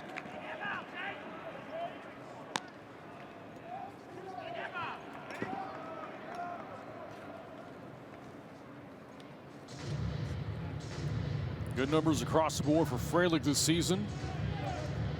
Batting over 400 for the year, .538 with runners in scoring position. 1-2 pitch to right field. That's a base hit for Fralick. Coming around third, McMurray to the plate. He'll score to make it 5-1 Auburn.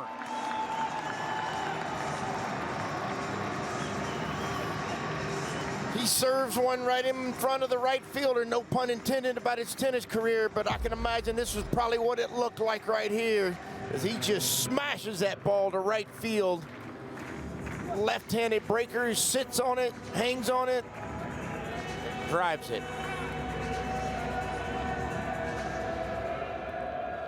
The leadoff man for the Tigers has reached 3 times today, and all 3 times that runner has come home to score. That appears to be it for Caleb Jamison. Here comes Mitch Thompson.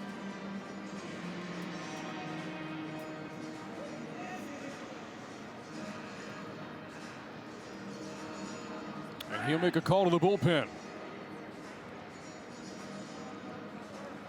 New pitcher coming in for the Bears, Caleb Bunch. Will step aside here at the top of the fifth. 2-1, 2-out for Auburn, leading by 4. Back after this from Globe Life Field in Arlington.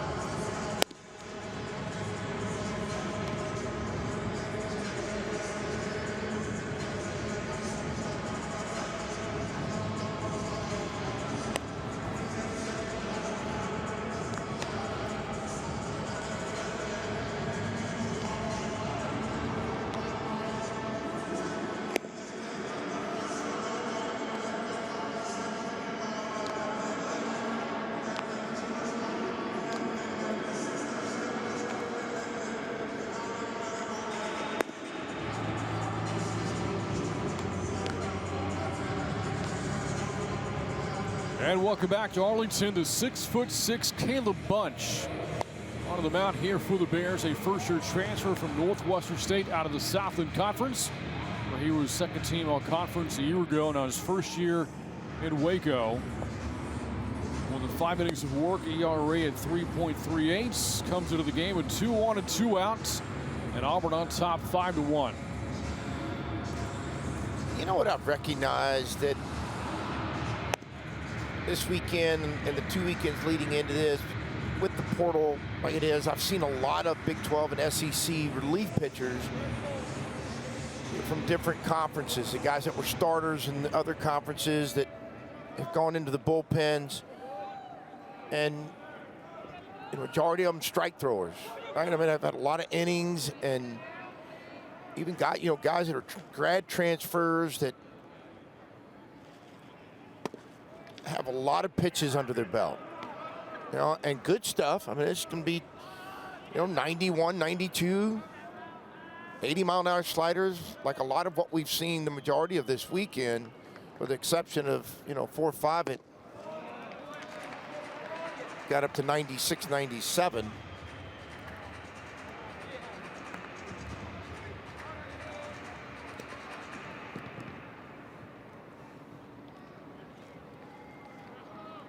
One ball, 1 strike from Bunch. Swing and a miss on the breaking ball.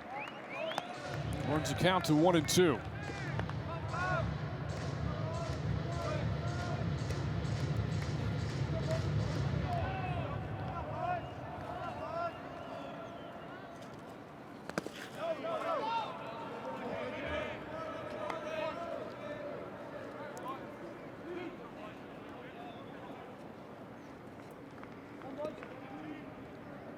After Carter, the top of the order due up for Auburn.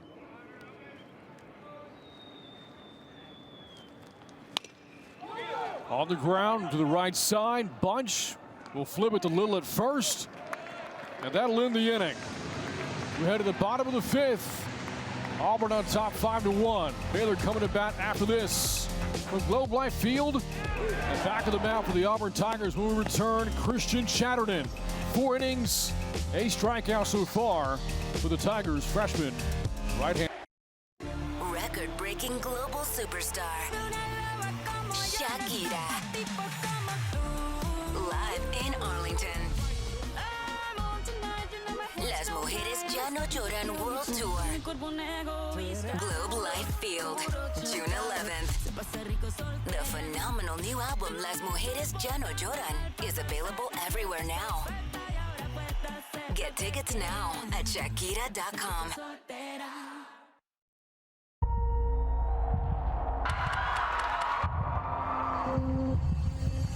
Now I'm in the back of the church, begging God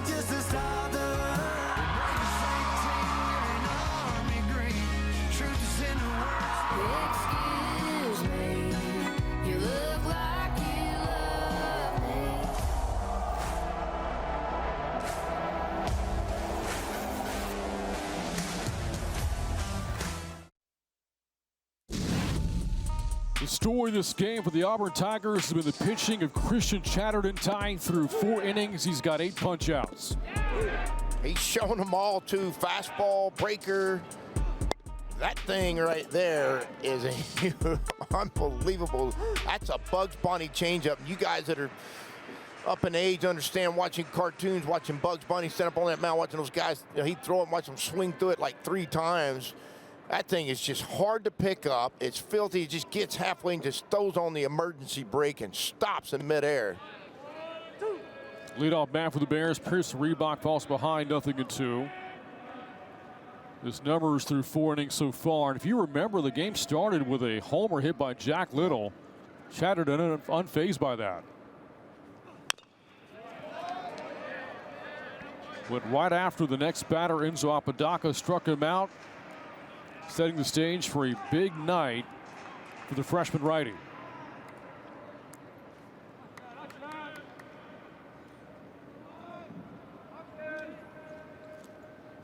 The 1-2 fouled away.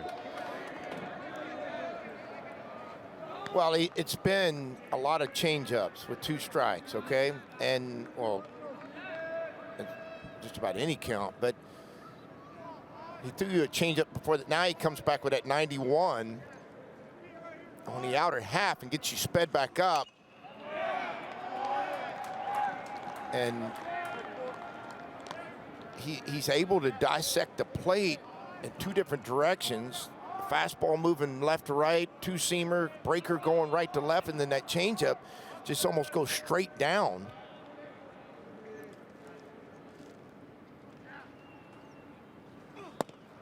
Strikeout number 9. Got him on the fastball in the inner half. 1 away here in the 5th. I mean, how can you not go up there looking for a changeup? I mean, you're taught they go look fastball and adjust, but when he's gotten, I think, 6 punch-outs with his changeup, it's just hard on those hitters not to go up there and look for it.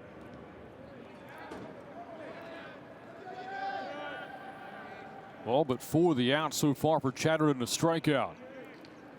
Has struck out 3 in a row. Johnson, Zaplansky, and Reebok. And now with 1 out is J.J. Kennett.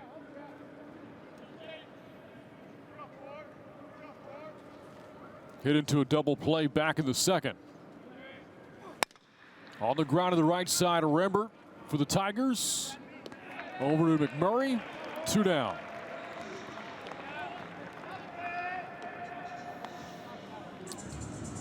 He comes back with his fastballs, 4-seamer. Gets a ground ball out to Rembert off the end of the bat of Kennett. He just right now has it in cruise control from the mound. Now to bring up Tyree Kemp.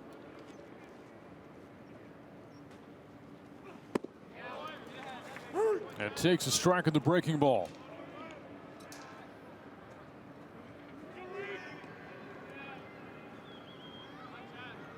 Pitch count for Chatterton, not too high, up to 68 now for the game. And pitch number 69 is in the dirt for ball 1. Yeah, you're right. That's not that many when you've got that many strikeouts. Usually with that many strikeouts, you know, it's at least 1-2 counts and 2-2 counts. So 4 pitch at bats, sometimes 5, but in strikeouts. But at times he's been efficient too. On the ground to the left side, the backhand by Fabian, the throw to McMurray. Keeps his foot in the bag. What a play to end the inning. More terrific infield defense from the Tigers. We head to the 6th. 5-1 Auburn over Baylor. Golden Chick's new Golden Bowl is so big, it's a whole lot of yes and a whole lot of yum. So if you like big bowls, and we cannot lie, the new loaded mashed potato bowl is a whole lot of Golden Chick, a big bowl you can't deny. Woodcraft and their dedicated Amegy business banker work together to put the us in business banking, creating a long-lasting relationship with open and quick communication. Now it's your turn with your own dedicated Amegy business banker with banking experience in your industry, because you're more than a customer. We're more than a bank, and together we'll work to help put your business on solid financial footing with comprehensive financing options, earned interest on your accounts, and yes, the support you need to reach your business goals faster. Here we collaborate. Here you grow.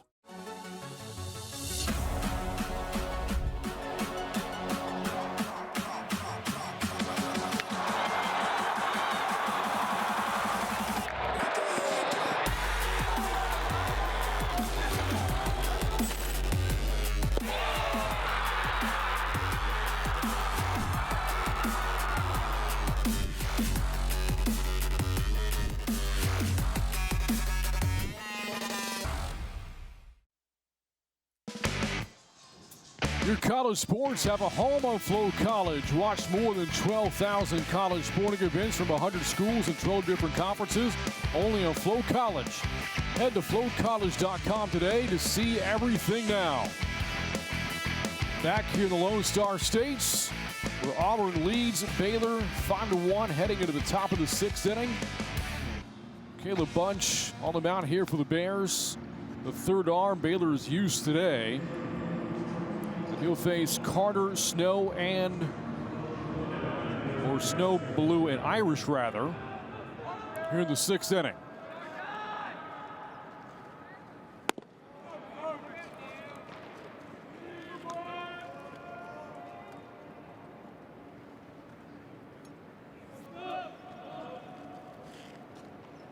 One ball, no strikes. Now 2-0 to Snow, 0 for 3. Leadoff man for the Tigers had a huge opener against Ohio State. He's reached base a total of 7 times this weekend. Here's guys that pop up to center. Ty Johnson there for the first out.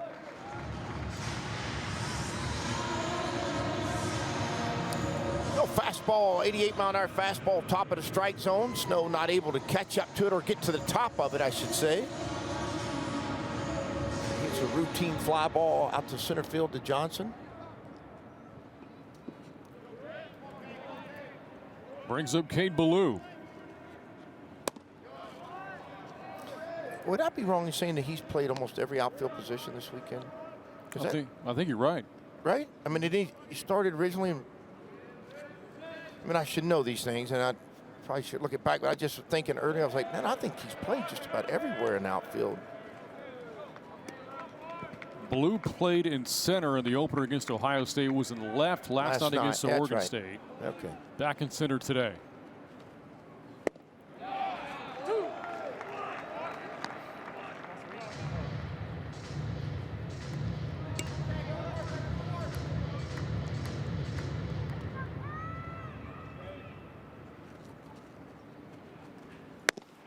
Two balls and 2 strikes. You see Bunch slide step him out of the windup, trying to surprise his leg kick and speed him up, try to catch those hitters with leg kicks in between.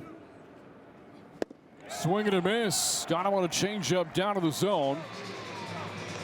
Strikeout for Bunch is his first. And now 2 outs in the 6th.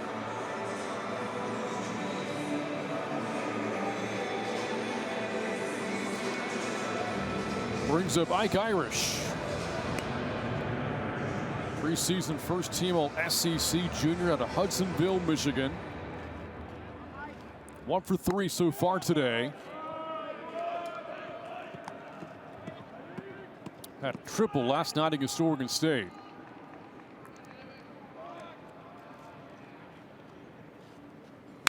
That pitch launched out towards the gap in right center field. Coming over to make the catch is Apodaca, able to track it down. That'll do it for the Tigers in the 6th. A 1-2-3 frame for Caleb Bunch. We head to the bottom of the inning. It's 5-1 Auburn on top of Baylor.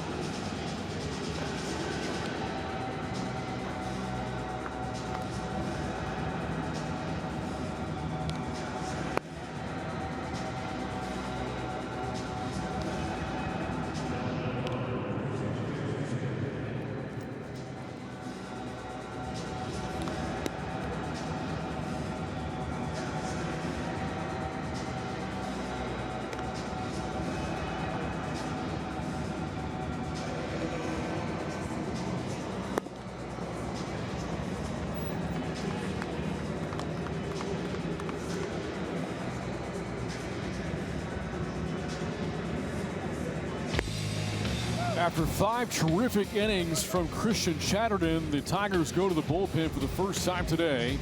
Jackson Sanders into the game for the Tigers, another freshman hurler. For head coach Butch Thompson, 6'3", 212 pounds. On the mound now for Auburn, with the Tigers on top 5-1 as we go to the bottom of the 6th.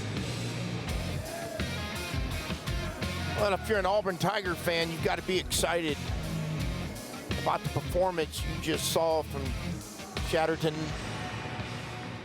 Just, you know, gives up a leadoff homer to this guy, Jack Little, but start the game. After that, he was masterful. Top of the order batting for Baylor here in the 6th inning. Little, Apodaca, and Jordan. The final numbers for Chatterton today: 5 innings, 1 run given up, just 2 hits, 9 strikeouts. Ground ball to the right side, rolled to McMurray. That'll take care of Little to start the 6th inning. Well, a good start. Sanders immediately comes in and throws 2 off-speed pitches. Gets Little to clip one off the edge of the bat, into the bat. For an easy ground ball, first baseman, tag first. Brings up Apodaca. Takes a slider for strike 1. This the 5th appearance of the year for Sanders. His first in Arlington this weekend. Apodaca got jammed on that pitch and fouls it away.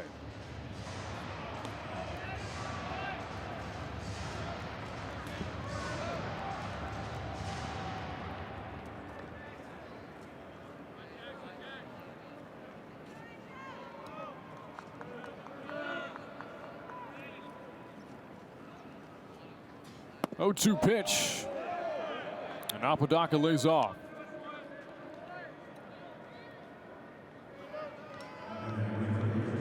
It's a good 0-2 breaker right there. Down, away, back to back, almost in the same spot. We'll see now on the 2-2 count if he goes back in more to the plate area.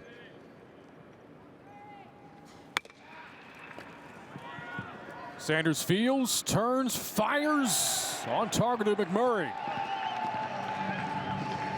With nothing getting by the infield defense for Auburn today. Now, and an explanation on this was, is it a lot of sliders from Sanders, the first 2 hitters? Then he gets after him with a fastball. He's got to go over and field his own spot. Does. Picks it up, makes just enough accurate a throw to get him at first base.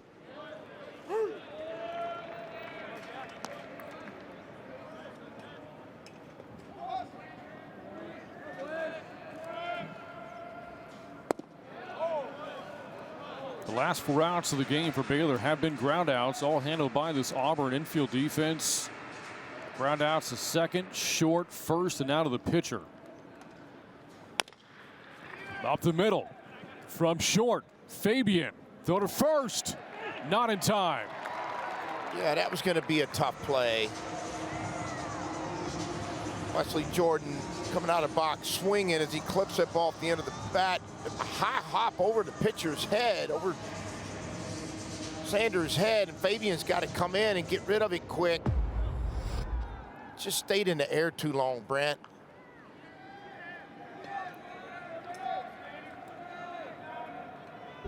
Infield base hit for Jordan. He's on for the 2nd time today. Now Hunter Simmons.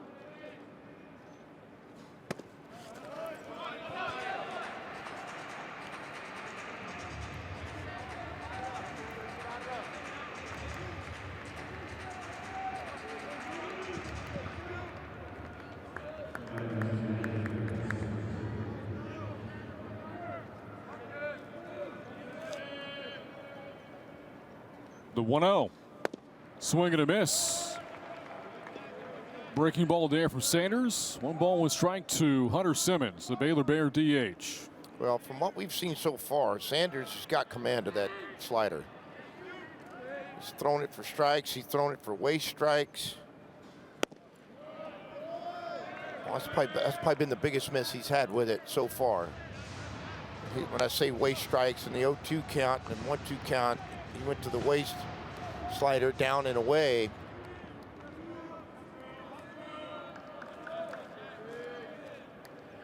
The 2-1. 3 balls and a strike.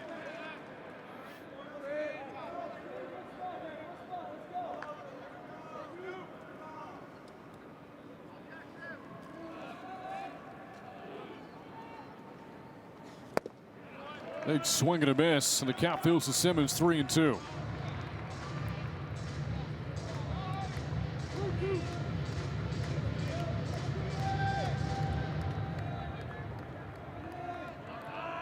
Simmons trying to extend the inning to Ty Johnson, who awaits on deck. And the pitch, swing and a miss on the slider. 10th time a Baylor hitter is struck out tonight. Now that'll do it for the 6th inning for the Bears. Simmons down on strikes for a second time. It remains a 5-1 game heading into the 7th. We're back after this on Flow College.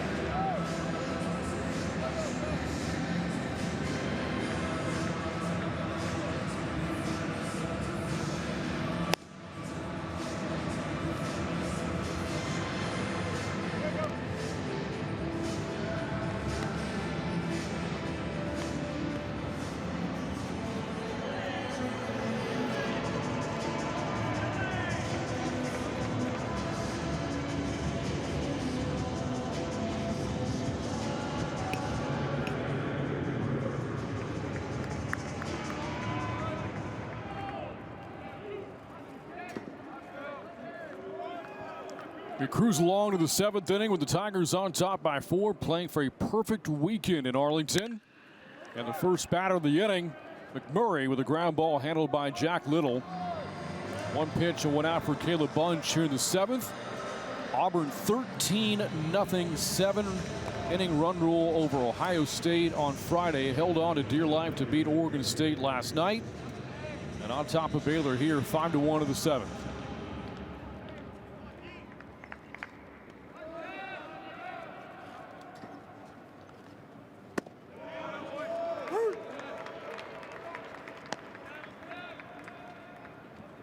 Tell you what, Caleb Bunch coming in throwing a lot of strikes. Slider control, occasional change. There's a breaking ball that time from Bunch. I'm trying to figure out if that's a knuckle curve, because that thing goes straight down. Doesn't go right to left like a lot of curveballs or sliders. It goes straight down.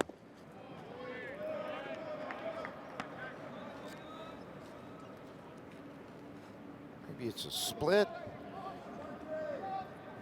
That's a slow motion, see the rotation of it. The 1-2.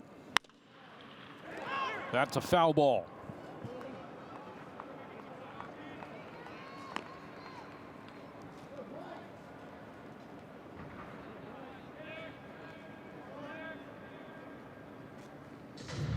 A lot of history with this Baylor program. Had a chance to talk about that earlier in the week when we visited with David Murphy in the booth. Yeah, how fun was that?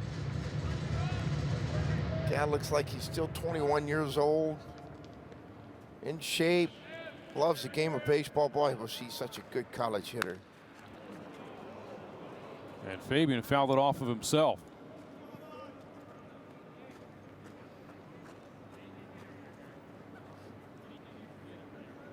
Yeah, he might have to catch his breath. Yeah, he needs a moment.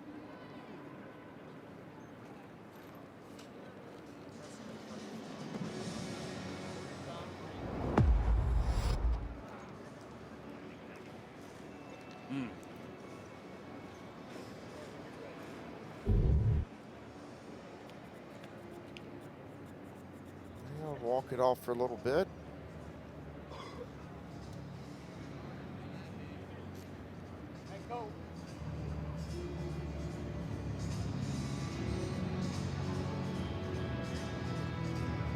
He'll give him all the time he needs.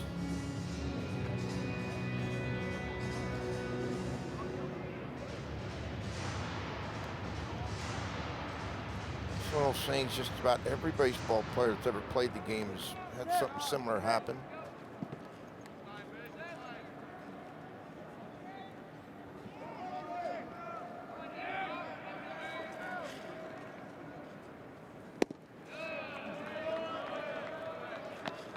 Count evens now at 2-2 to Fabian. 1 for 3 so far tonight with an RBI base hit back in the third. Facing Bunch for the first time. And rolls that one foul.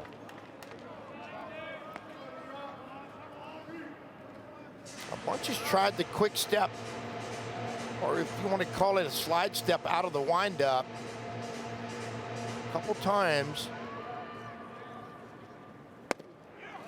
Did it again there. Just trying to mess with the hitter's rhythm and timing.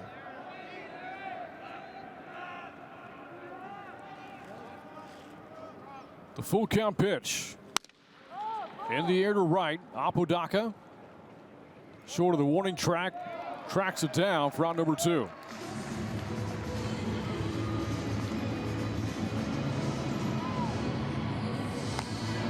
A bunch has come in and slowed the game down for Baylor. It's all about his command, breaker command, changeup command, fastball command. He's retired all 6 batters he's faced.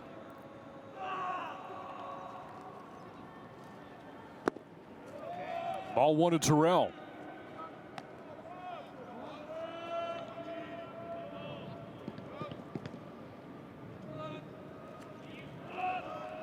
Talented freshman from Alabaster, Alabama.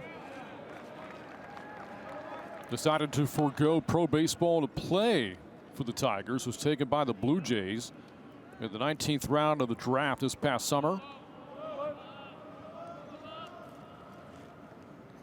The 1-1. That ball drilled up the middle. A diving attempt made by Kemp. Couldn't squeeze it. And Terrell reaches with 2 outs here in the 7th. Oh, he knows he had a chance to make a defensive gem here. Scorched back up the middle. Oh, he dove way out there. Left his feet. Oh, he knows that he's disappointed. He had a chance to make a defensive gem of a catch. And now the inning extends to Chris Rembert.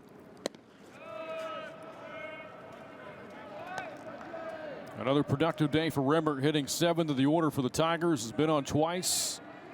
Drove in a run back in the 3rd.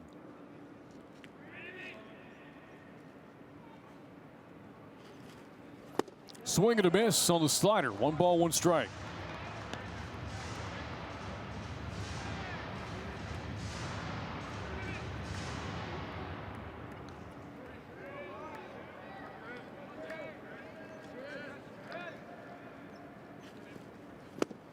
Another swing and a miss. That time with a changeup for Bunch.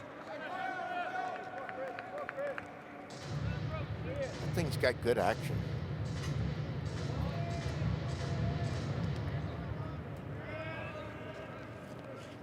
The 1-2 on the ground is short. Kemp, the short throw to second to end the inning. A 2-out single by Bub Terrell. Left stranded on the bases. We head to the bottom of the 7th. 5-1. Auburn on top.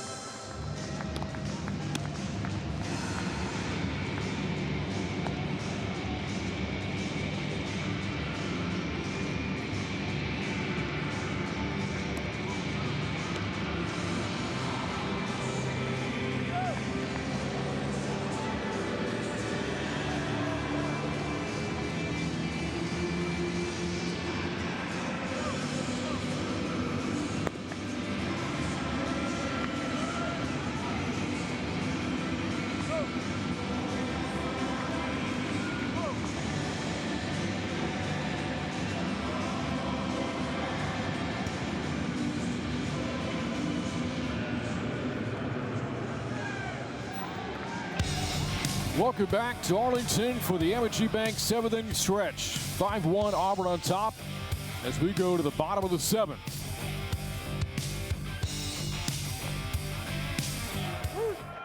Leadoff batter here for the Bears, Ty Johnson. He'll be followed by Duplanski and Reebok in the home half of the 7th inning. And this is our 6th and final game of the weekend. I want to thank our outstanding crew all weekend long. Our director, Darren Foyt, technical director, Shelby Geiger, audio technicians, Nate Maddock and Kerry Derringer.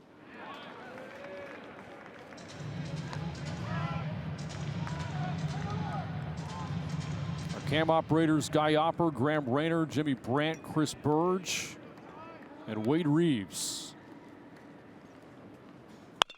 On the ground to the right side, McMurray will flip it to Sanders, cover the bag for the first out.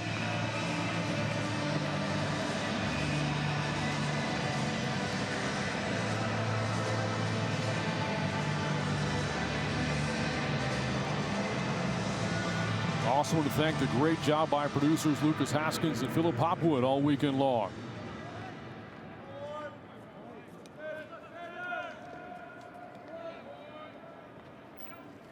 Now Hunter Duplanski.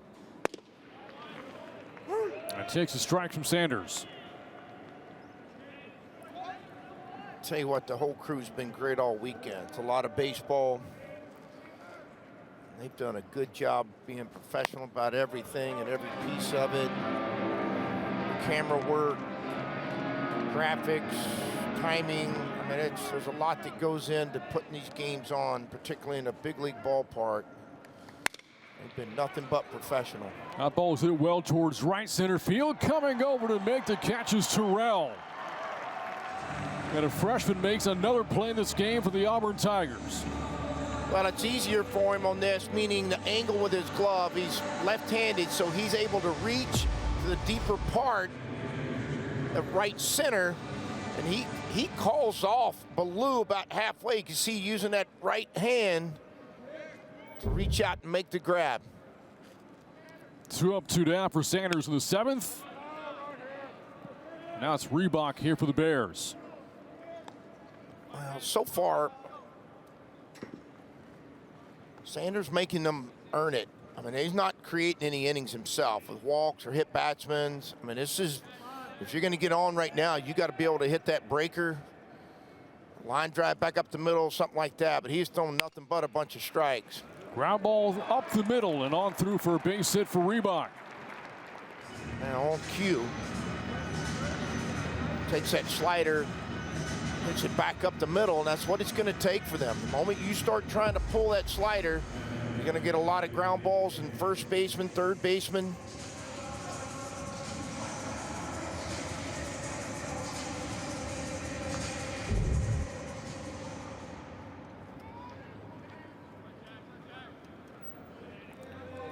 Also shout out to replay operators Jeff Oswald and Zach Geld. A lot of great replay packages all weekend long.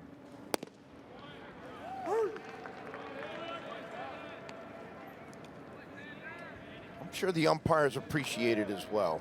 These guys got to come out of there with the right answer, fair answer, and having great camera work goes into the outcomes of college games now. 1 ball, 1 strike to Kennett.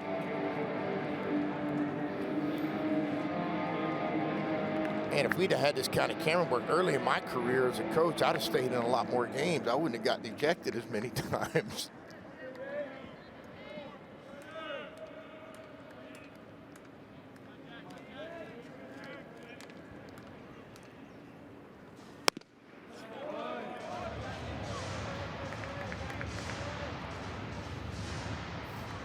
That's the first really big miss that he's had, Sanders, which is going to get a visit from Irish to go kind of slow him down or settle him down, refocusing. I saw Irish earlier hold his hands up like stay in the middle, stay in line. Occasionally guys will get off line with their land foot or their front shoulder. Let's see if he responds to the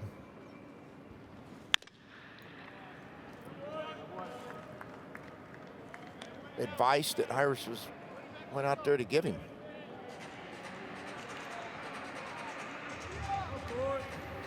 Now 2 balls and 2 strikes to Kennett. Tyree Kemp awaits on deck for the Bears. Baylor needed base runners, down by 4. And the game getting late. And that's through the right side for a base hit for Kennett. Back-to-back 2-out hits for Baylor. On his way to third is Reebok. The throw got away, but Reebok will stay at third. But on his way to second is Kennett. And Baylor's got something working here in the 7th. Good piece of hitting. Pitch away. Again, Kennett doesn't try to do anything special with it. And on the throw in, Terrell threw it left of the third baseman, and I don't think they were going to get him at third. But his aggressive nature and his good arm, by the way, he felt like he could. And in the meantime, because of the throw left of the third baseman, Kennett's able to get into scoring position as well. And we were talking about that Sanders is going to make you earn it, right? And they have. Now they've got a chance. Base hit up the middle, base hit the other way, not trying to do too much, not rolling over the top of them. Now you need Kemp to do the same thing. Everett Seaford out of the mound here for Auburn. Tigers pitching coach. A quick chat with Sanders as he faces Tyree Kemp.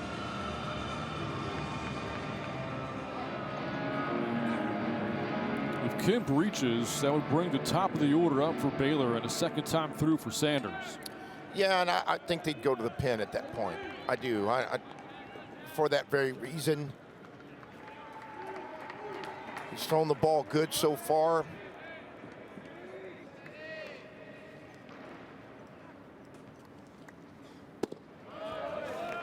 That's in there for a strike. There is activity in the Auburn bullpen. I think that's the 4th leadoff slider he's landed for a strike today. Maybe the 5th. That ball hit sharply to short. Nice backhand made by Fabian, and the throw is on target to McMurray. The infield defense for the Tigers remains stellar in Arlington. The Bears strand 2. This remains a 4-run game heading into the 8th.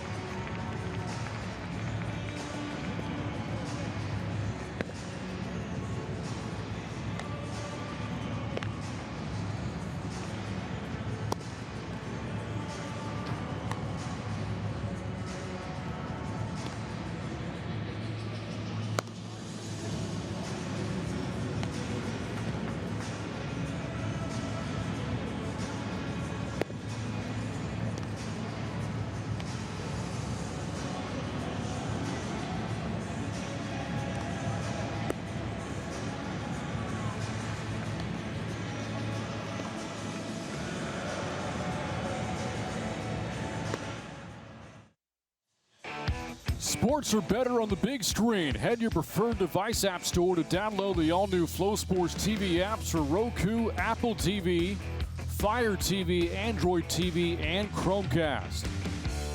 We're about 15 miles outside of downtown Dallas here at Globe Life Field in Arlington, where the Auburn Tigers lead the Baylor Bears 5-1 heading into the 8th inning. Auburn looking for a perfect weekend and for a 10-game winning streak if they can finish off the Bears here tonight. Coach Thompson talked about coming here and having not played on the road, and wasn't concerned about it, but was interested. How do we react? How do we play on the road? How do we, out of our routine, different bed, different, meal plan, all those things that go into being on the road. And I think this, and I use the word young team just based on because they've had 3 freshmen in the lineup, down at freshman row, and then 2 freshmen throw today. But I think they've responded well. Winning 2 games so far and an opportunity to win a 3rd.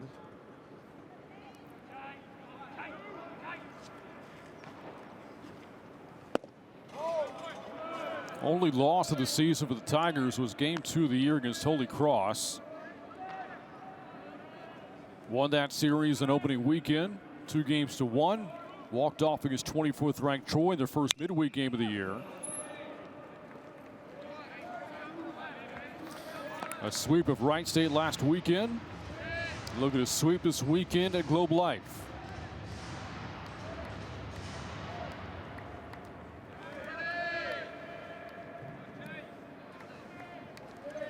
Two and 2 to Freilich. Count fills 3 balls and 2 strikes.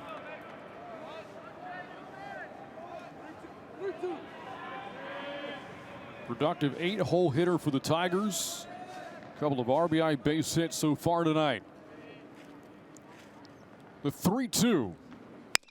On the ground, headed towards a shift, charging in. Reebok, flip to Little, rolled it to him and not in time. There you see the difference in the shift.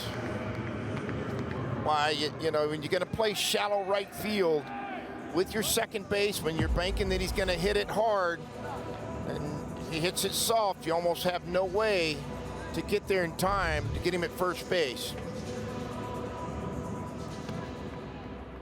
Freilich with his 3rd hit of the game. Brings up Bristol Carter.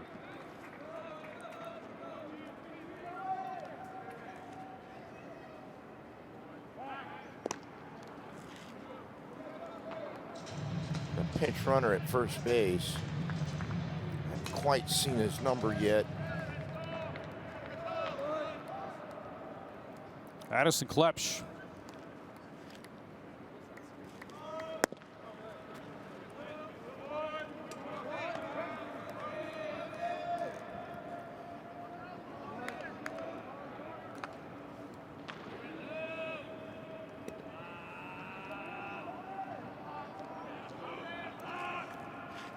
The 1-0 to Carter. Now 1 ball and 1 strike. Well, this will be fun. Top of the order. You're trying to extend it. 6 outs left in the game. You want to extend your lead. Do they try to put the game in motion? Play small ball. Grounded with you towards 3rd. And the Bears don't have a play. 2 hits in the inning for the Tigers, both of the infield. And the first 2 have reached here in the 8th inning. Oh, baseball can be such a crazy, strange game. 2 squibbers off the end of the bat. 2 great pitches, right? I mean, that's what you can't ask your pitcher to do any more than that. Squibber to second base, can't get it out. Now a squibber in between him and the third baseman. Now, if you're Baylor, you got to start protecting and thinking about, okay, are they going to sacrifice bunt right here with runners on first and second, nobody out?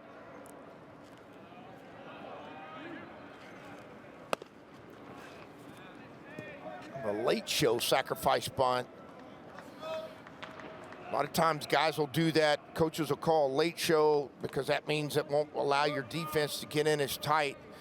is if you show sacrifice bunt early, as he's doing right now. 1 ball and 1 strike.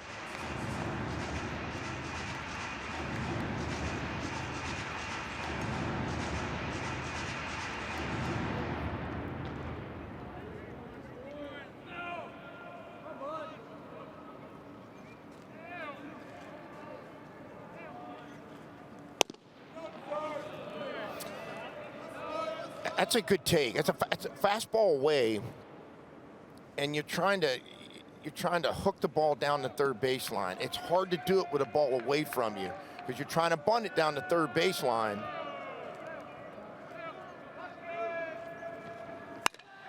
Hit up the middle. Play at second. Kemp turns and throws to first for a double play. Rebound to Kemp to Little. And the Bears turn 2. How about this? Slug bunt, fake bunt, swing. Nice play. Right back.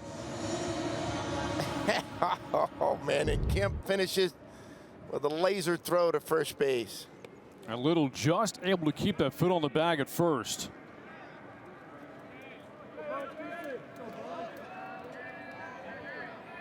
First double play of the game turned by Baylor. Brings up Ballou with a runner at third and 2 out. Ball 1.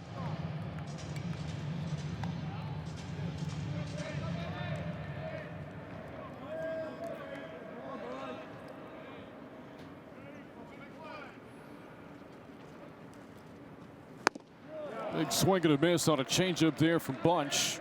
And the count to Ballou evens, 1 ball, 1 strike.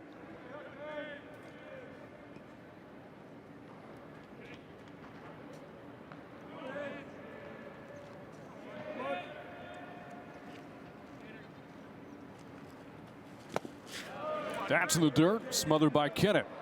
2-1.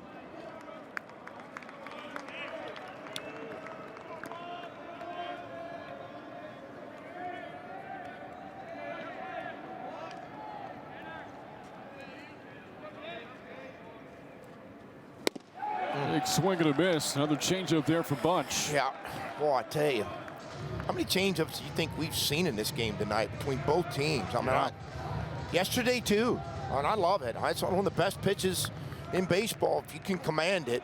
We've certainly seen its value today. The 2-2. Another changeup, that time in the dirt.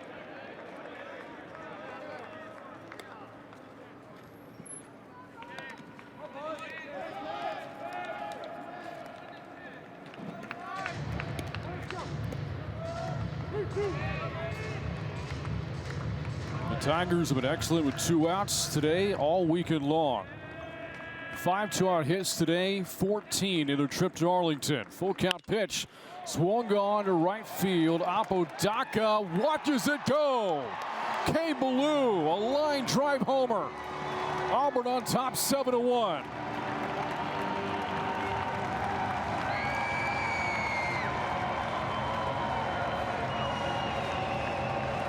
Looked like Bunch was going to be able to wiggle his way out of the inning. But Ballou just absolutely hooks this ball, gets out in front of it, Brent. Looked like a slider. He just hooks it down the right field line. It hit those bleachers on a laser.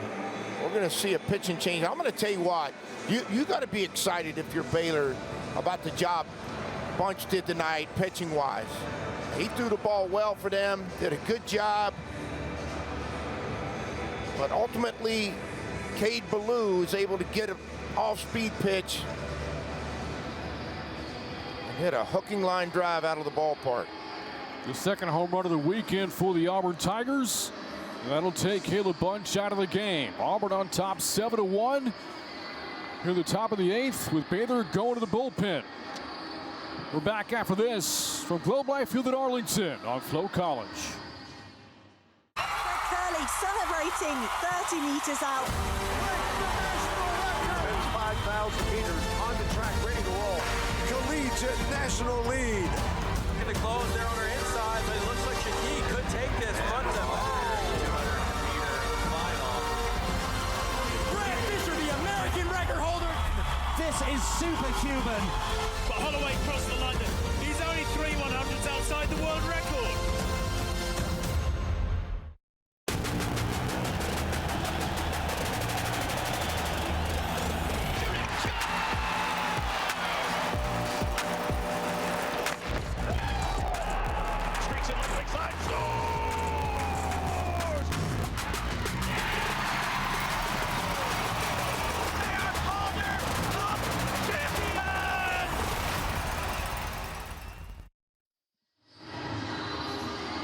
The fourth pitcher of the game in now for the Baylor Bears, R.J. Ruhe.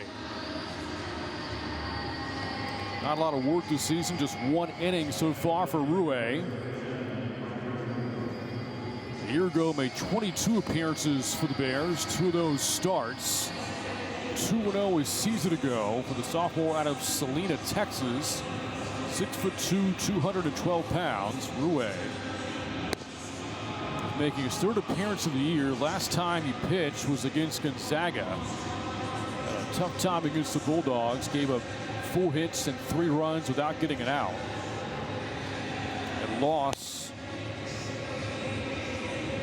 earlier this year. Nobody on, 2 out in the 8th. Moments ago, Cade Ballou, a 2-run homer for Auburn, chasing Caleb Bunch out for Baylor. And again, the 4th arm of the night coming in now for the Bears.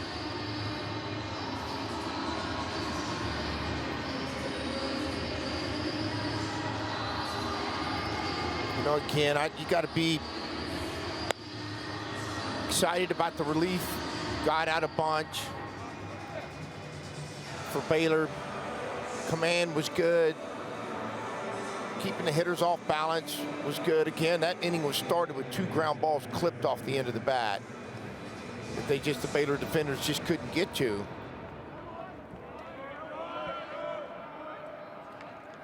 Two-out hitting has been the difference in this game. The Tigers have scored 5 runs with 2 out. Last 2 runs on the homer hit by Ballou.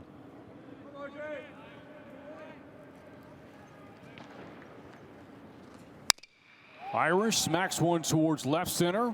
Ty Johnson makes a catch for the Bears, and that'll end the top of the 8th. But Cade Ballou goes deep for Auburn.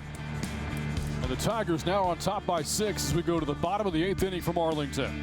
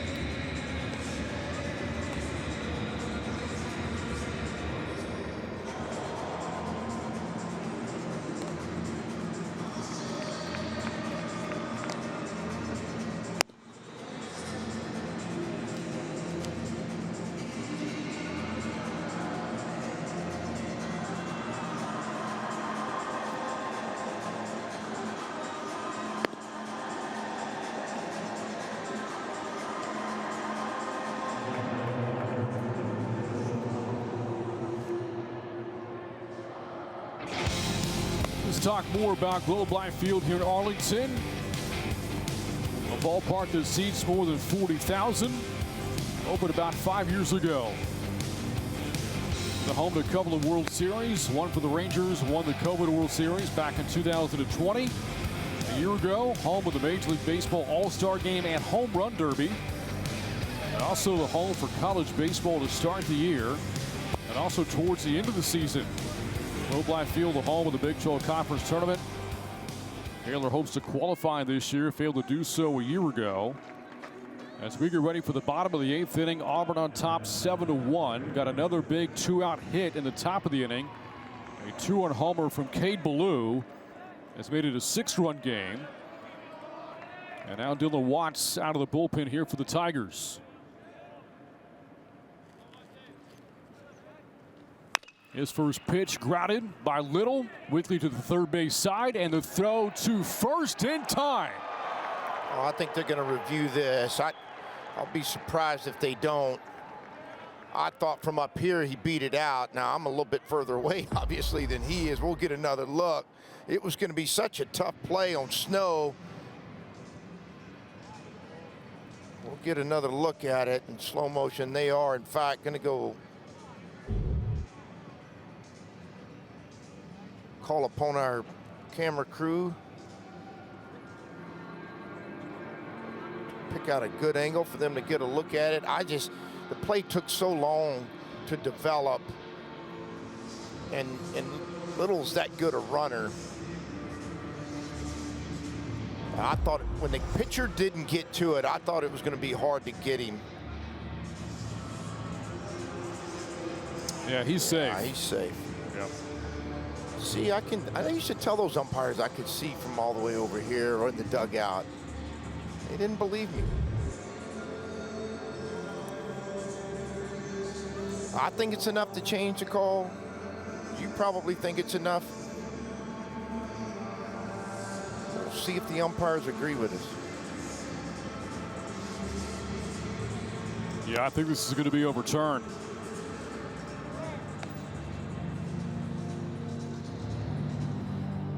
And it is. Little is safe.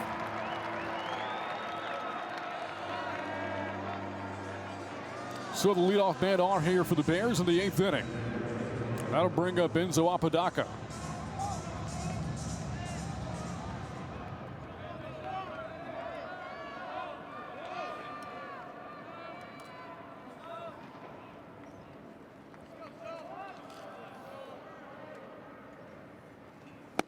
We saw the Bears piece together a big 8th inning yesterday against Ohio State. Scored 4 times.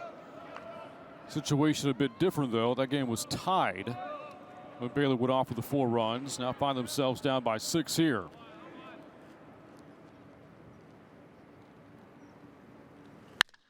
That ball hammered out to right field. Bub Terrell going back at the track, and it's gone.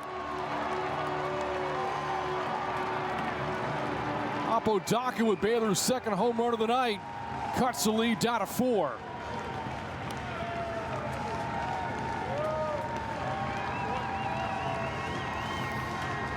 Enzo Apodaca gets a 90, hear me again, 96 mile an hour, 2-seamer, middle in, and hits it 390 feet just beyond where the wall starts to turn at the bullpen for a 2-run homer for the Baylor Bears.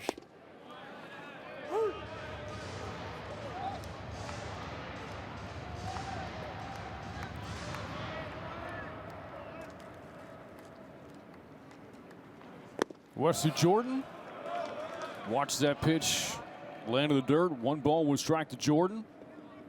Went on a couple of times here tonight.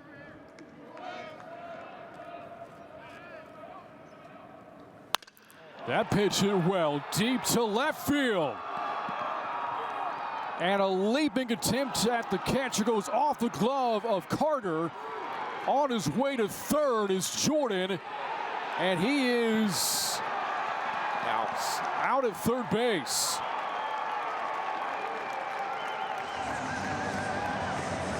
I don't know if we're going to get him to take another look.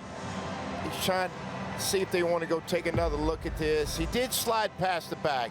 First of all, I really thought Carter was going to catch this ball. He might have jumped too early. Well, he kept it in the ballpark, for crying out loud. Comes up, throws a laser into third, and then he slides past the bag, goes to the inside, comes off, missed him. Well, can we ask the umpire to move over so we can see that a little bit better? Right. But he saves a home run.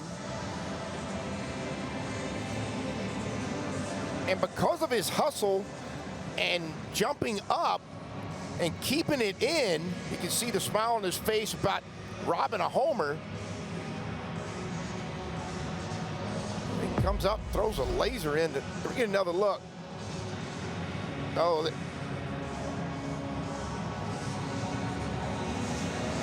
brought it back in. Gloves got it. They're checking to see if it hit anywhere else, but that glove brought the ball back in. He definitely was above it. I thought they were checking to see if when he slid past the bag, if he got his hand back in after he missed him, but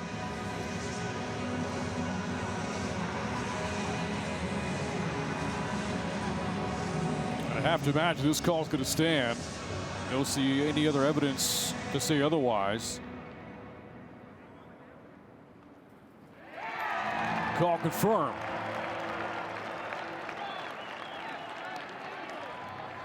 The ball did not clear the fence. Jordan out of third base, and that's the first out of the inning. It's tough when you're running hard and trying to hustle when you go to the inside or the outside of the bag to keep that hand on there.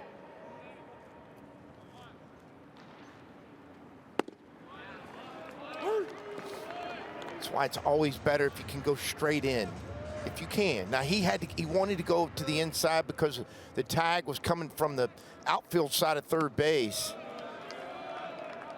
It just makes it harder to hold on to. That's why you teach your infielders, Brent, after they catch a ball, you put a tag down. If he beats it, keep the tag on him in case he goes past the bag. Swing and a miss by Simmons. That's the second time this weekend that Baylor's been robbed of a homer.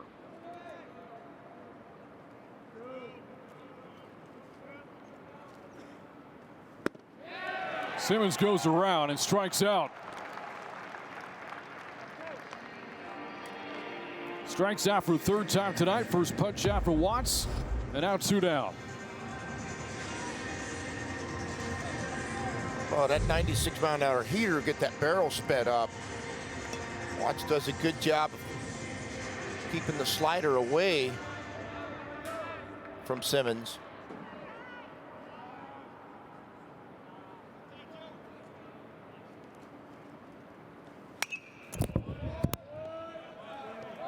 Ty Johnson fouls off the first pitch, falls behind 0-1.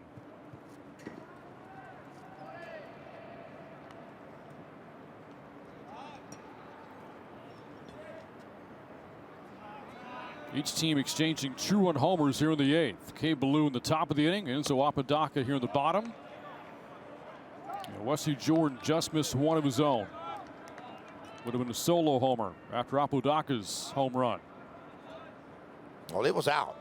It was over the fence. Carter made an unreal play. Yeah, if he doesn't get his glove on that, that's gone. Yeah, no, it's a home run.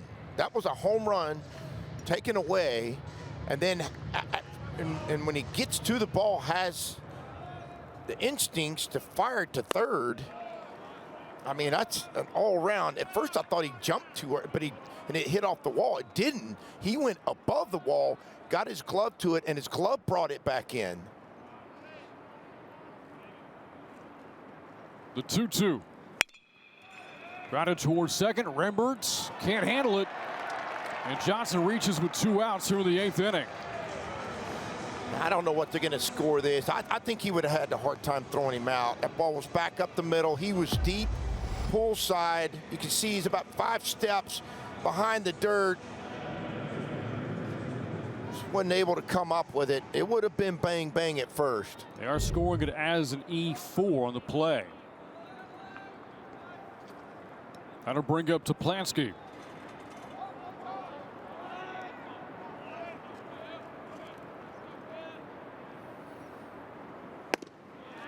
In there for a strike.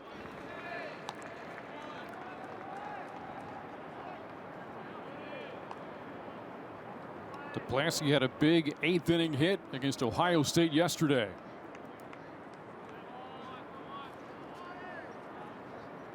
The 0-1. That's out of the zone on a changeup. 1 ball, 1 strike.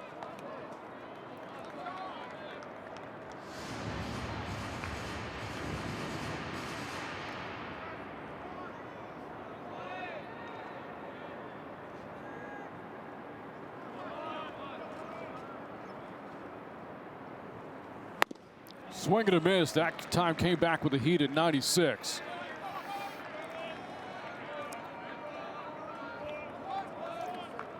I don't know how often you go into a game in the 3rd game of a series or a tournament, the 4th pitcher or the 3rd pitcher of that day, you see 96.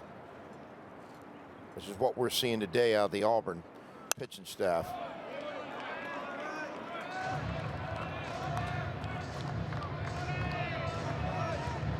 The Tiger staff that has gotten 2 tremendous starts this weekend. Samuel Dutton on Friday against the Buckeyes. Christian Chatterton tonight. A combined 18 strikeouts for those two. 1-2 pitch, spoiled foul. 9 each.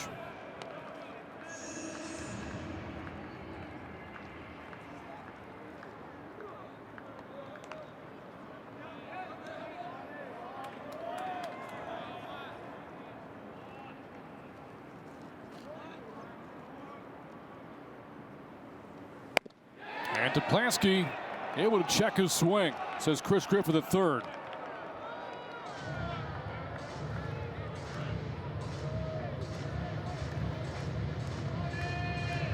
I love check swings. It gets so emotional for everybody, both sides. The 2-2. Popped him up. Irish. Unable to make the catch as that ball got behind the netting. And Toplansky stays alive.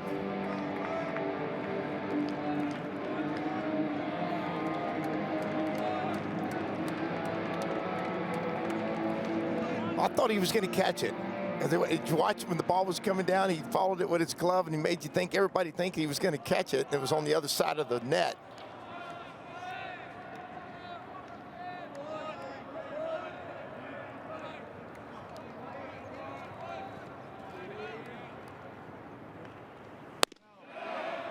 Fastball at 95 that misses high at the top of the zone.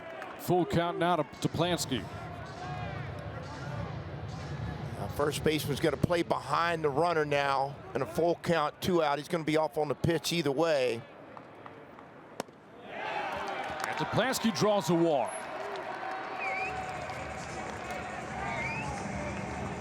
A couple of base runners here with 2 outs for the Bears. Makes that play at third look even bigger right now. Of course it does. I mean, we're staring at what? Bases loaded? Tying run coming to... And 1 out. Yeah, and that's right.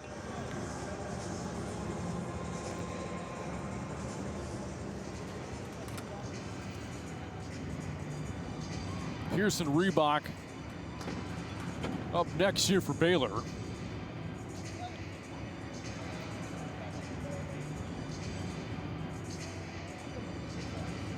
With Johnson and Toplansky on base. And the tying run suddenly on deck here for the Bears.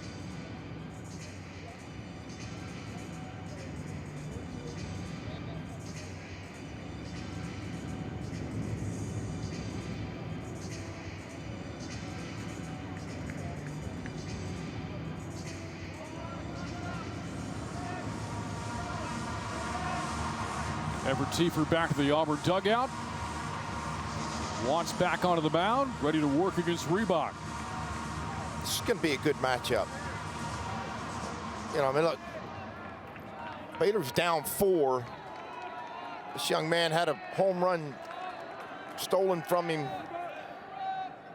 yesterday. First pitch swinging, fly ball to center, Ballou. Short of the warning track, makes the catch to end the inning. Big play, though, made by the Auburn Tigers in the outfield. Bristol Carter robbing Wesley Jordan of a home run.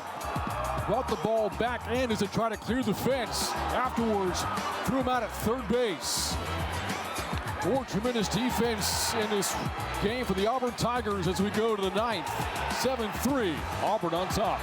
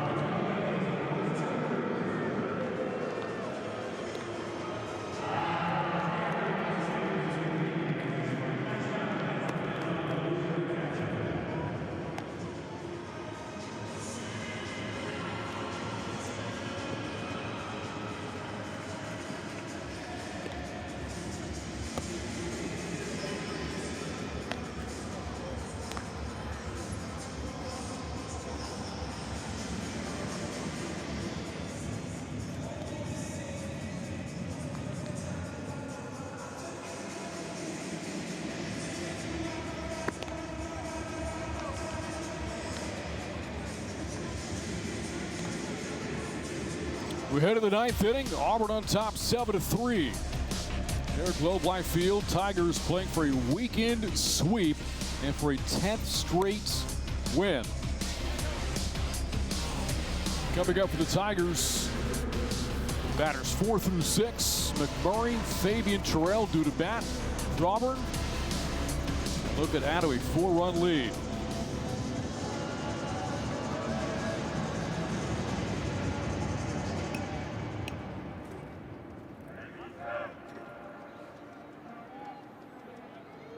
And here's McMurray to start things off against R.J. Rue. First pitch is high for ball 1.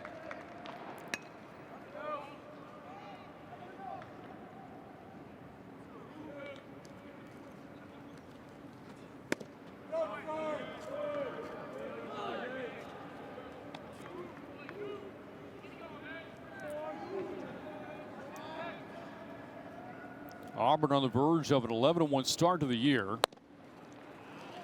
As that pitch misses for ball 3.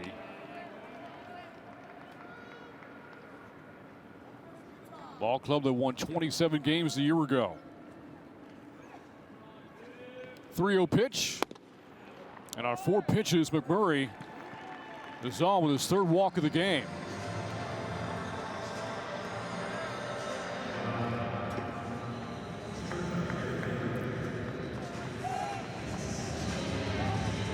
That'll bring up Derek Fabian.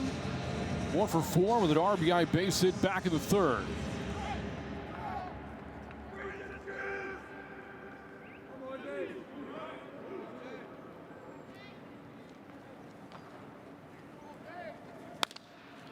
First pitch spoiled foul.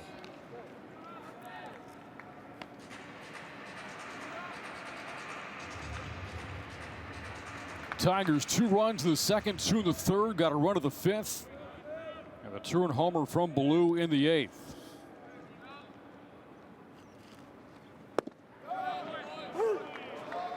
Out hitting Baylor tonight 11-8.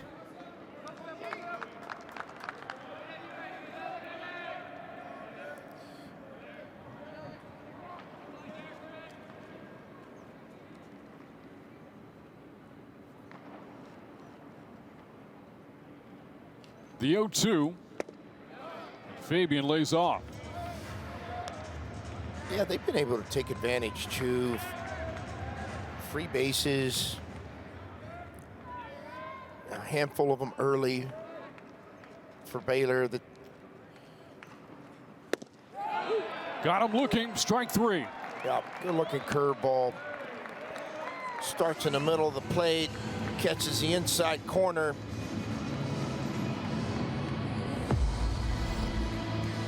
Look at it.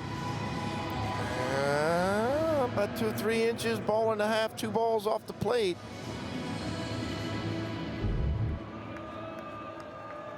That'll bring up Bub Terrell. That slider down to the zone. This is for ball 1.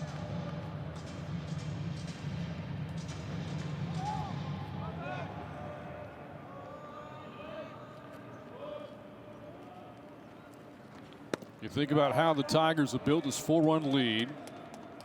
The solid start from Chatterton, 5 innings, 1 run, 9 strikeouts.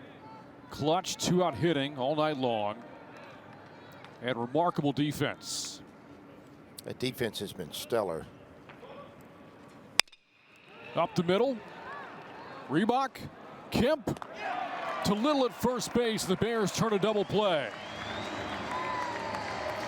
Second of the game. Kemp likes to show that arm off on those double plays, doesn't he? He gets spun around, does a 360 on the feed. And I mean, just absolutely lets go of a laser. You get a look at it right here. Spin around, get some momentum, and throw a laser to first base. We go to the bottom of the 9th. Baylor down to its final 3 out.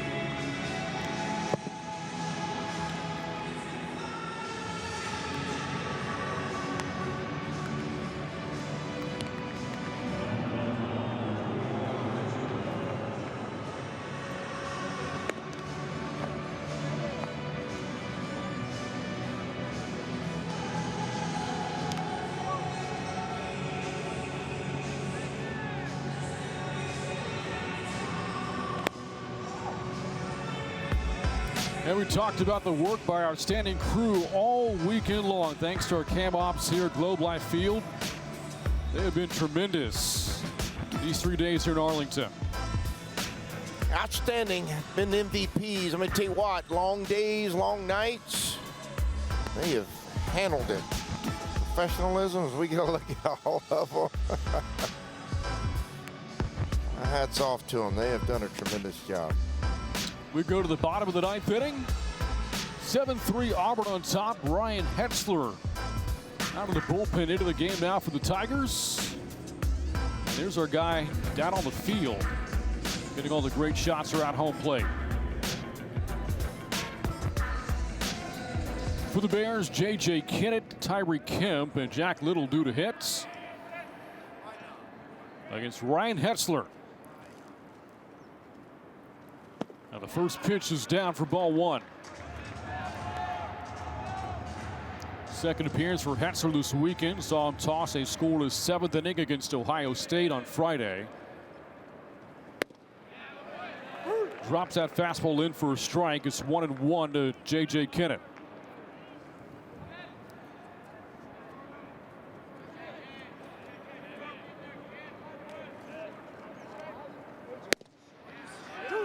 Now 1-2.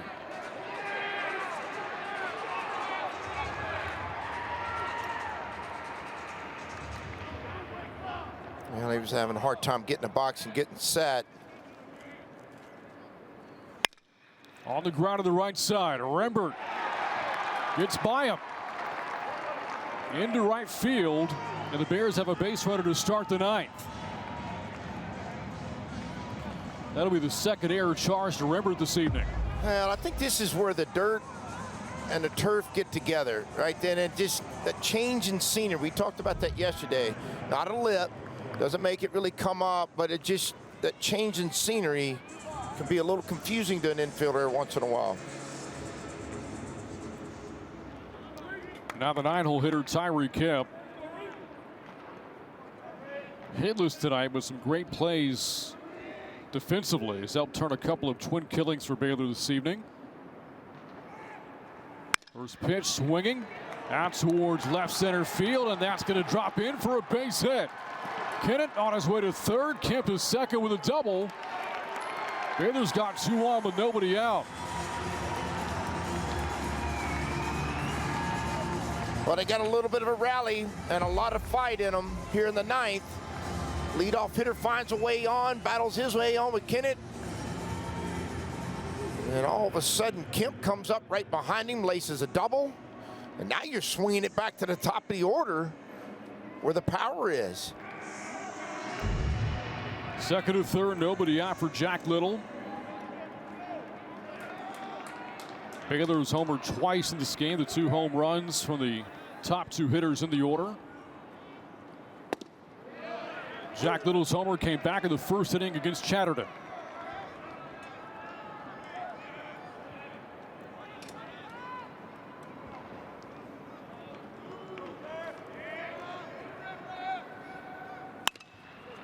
That ball headed towards right field, slicing just foul. That ball left his bat. I thought it was a double. I did. I really did. It started over the first, in between the first base and the first baseman, and just kept slicing. But when he first hit it, I thought it was going to get down in fair territory.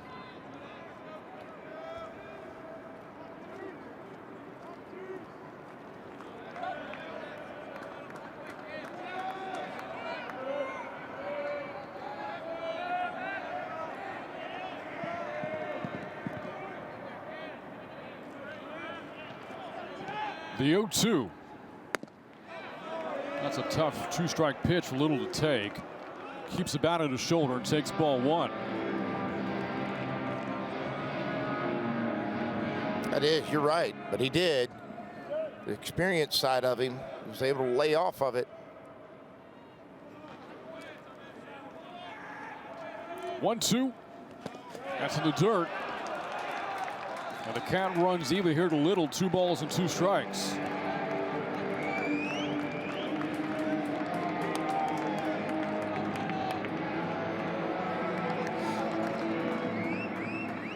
The tying run for the Bears is on deck. 2-2 pitch. Swing and a miss on the breaking ball. Throw to first secures the out, and that's the first out here in the 9th. I got him to chase what looked like a backup slider and stayed in. I knew it too. We get another look at it. Yeah, look at that. Stayed just a backup slider. Swung over the top of it. Wasn't able to foul it off or get it into play. Brings up Apodaca. First pitch at the heart of the plate for strike 1.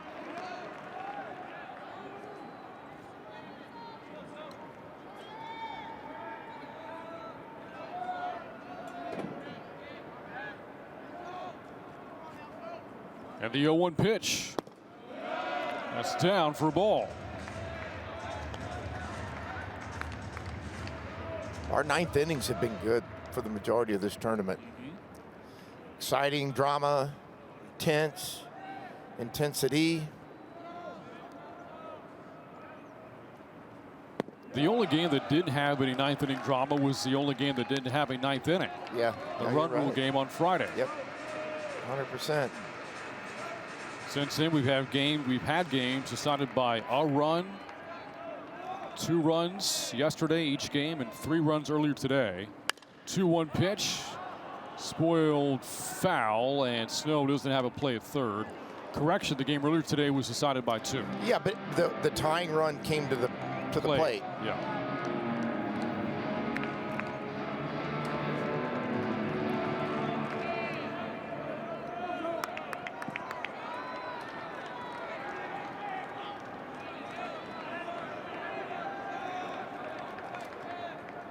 Two pitch. Apodaca fights it off. That's a good job of battling. It's a backdoor breaker that's got a chance to come back and clip the outer half of the plate. He sees it. All he was trying to do is foul it off and stay alive.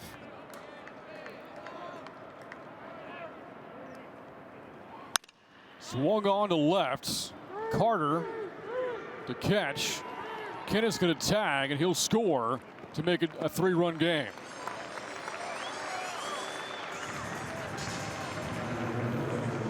And he does. He gets the run in. But now if you're Auburn, 1 out away or 1 pitch away from possibly sweeping out the weekend. And a 10th straight win. Here's Wesley Jordan, who was robbed of a homer back in the 8th. First pitch, swing and a miss on the slider. 0-1.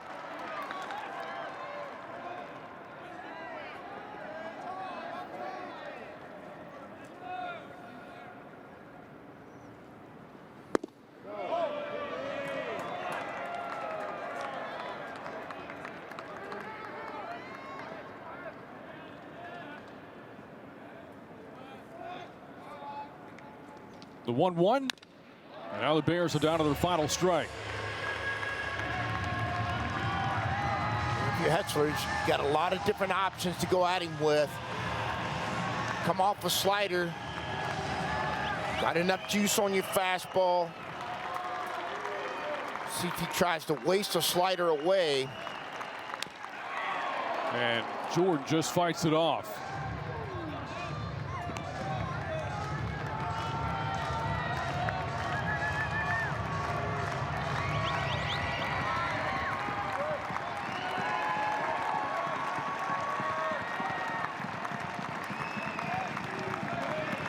The 1-2 on the ground of third. Snow spins, fires right to McMurray to end the game. A perfect weekend for the Tigers here in Texas. They go 3-0. Well, I got to be honest with you. There's a lot of different things to unfold here about why Auburn went 3-0. And it ended on a great defensive play. I mean, look, I thought Auburn played great defense all weekend. They had a couple errors tonight, but overall, I thought they played clean. Offensively, they are who they came in as, which unusually that doesn't happen when you play this kind of competition. But they were able to keep going offensively. Pitching, youth. I mean, if you're an Auburn fan, you saw 2 freshmen throw tonight, 3 freshmen, that freshman row, 6, 7, 8 in their lineup. You got to be excited about not only what's going on today, but certainly looking forward into the future as well. And freshman pitcher Christian Chatterton is our player of the game. We'll have a chance to visit with him shortly. Chatterton, 5 innings, 9 strikeouts for the Tigers. He picks up the win. He earned it. In life, I don't know how much we get different things we deserve, but he earned it. That's 100%. Again, that changeup just changed the game. Look, I mean, I saw the first one in his warm-ups, and it was pretty good. And then all of a sudden, he just, it took over the game, the first half of the game. Auburn wins 7-4 as we go down to the field, and we're joined by the play of the game, Christian Chatterton. Again, that stat line so impressive. 5 innings, 9 strikeouts here tonight. Christian, how did it feel for you pitching in a big league ballpark? It felt good. It makes it a lot easier to have the best catcher in the country behind the plate. So, yeah.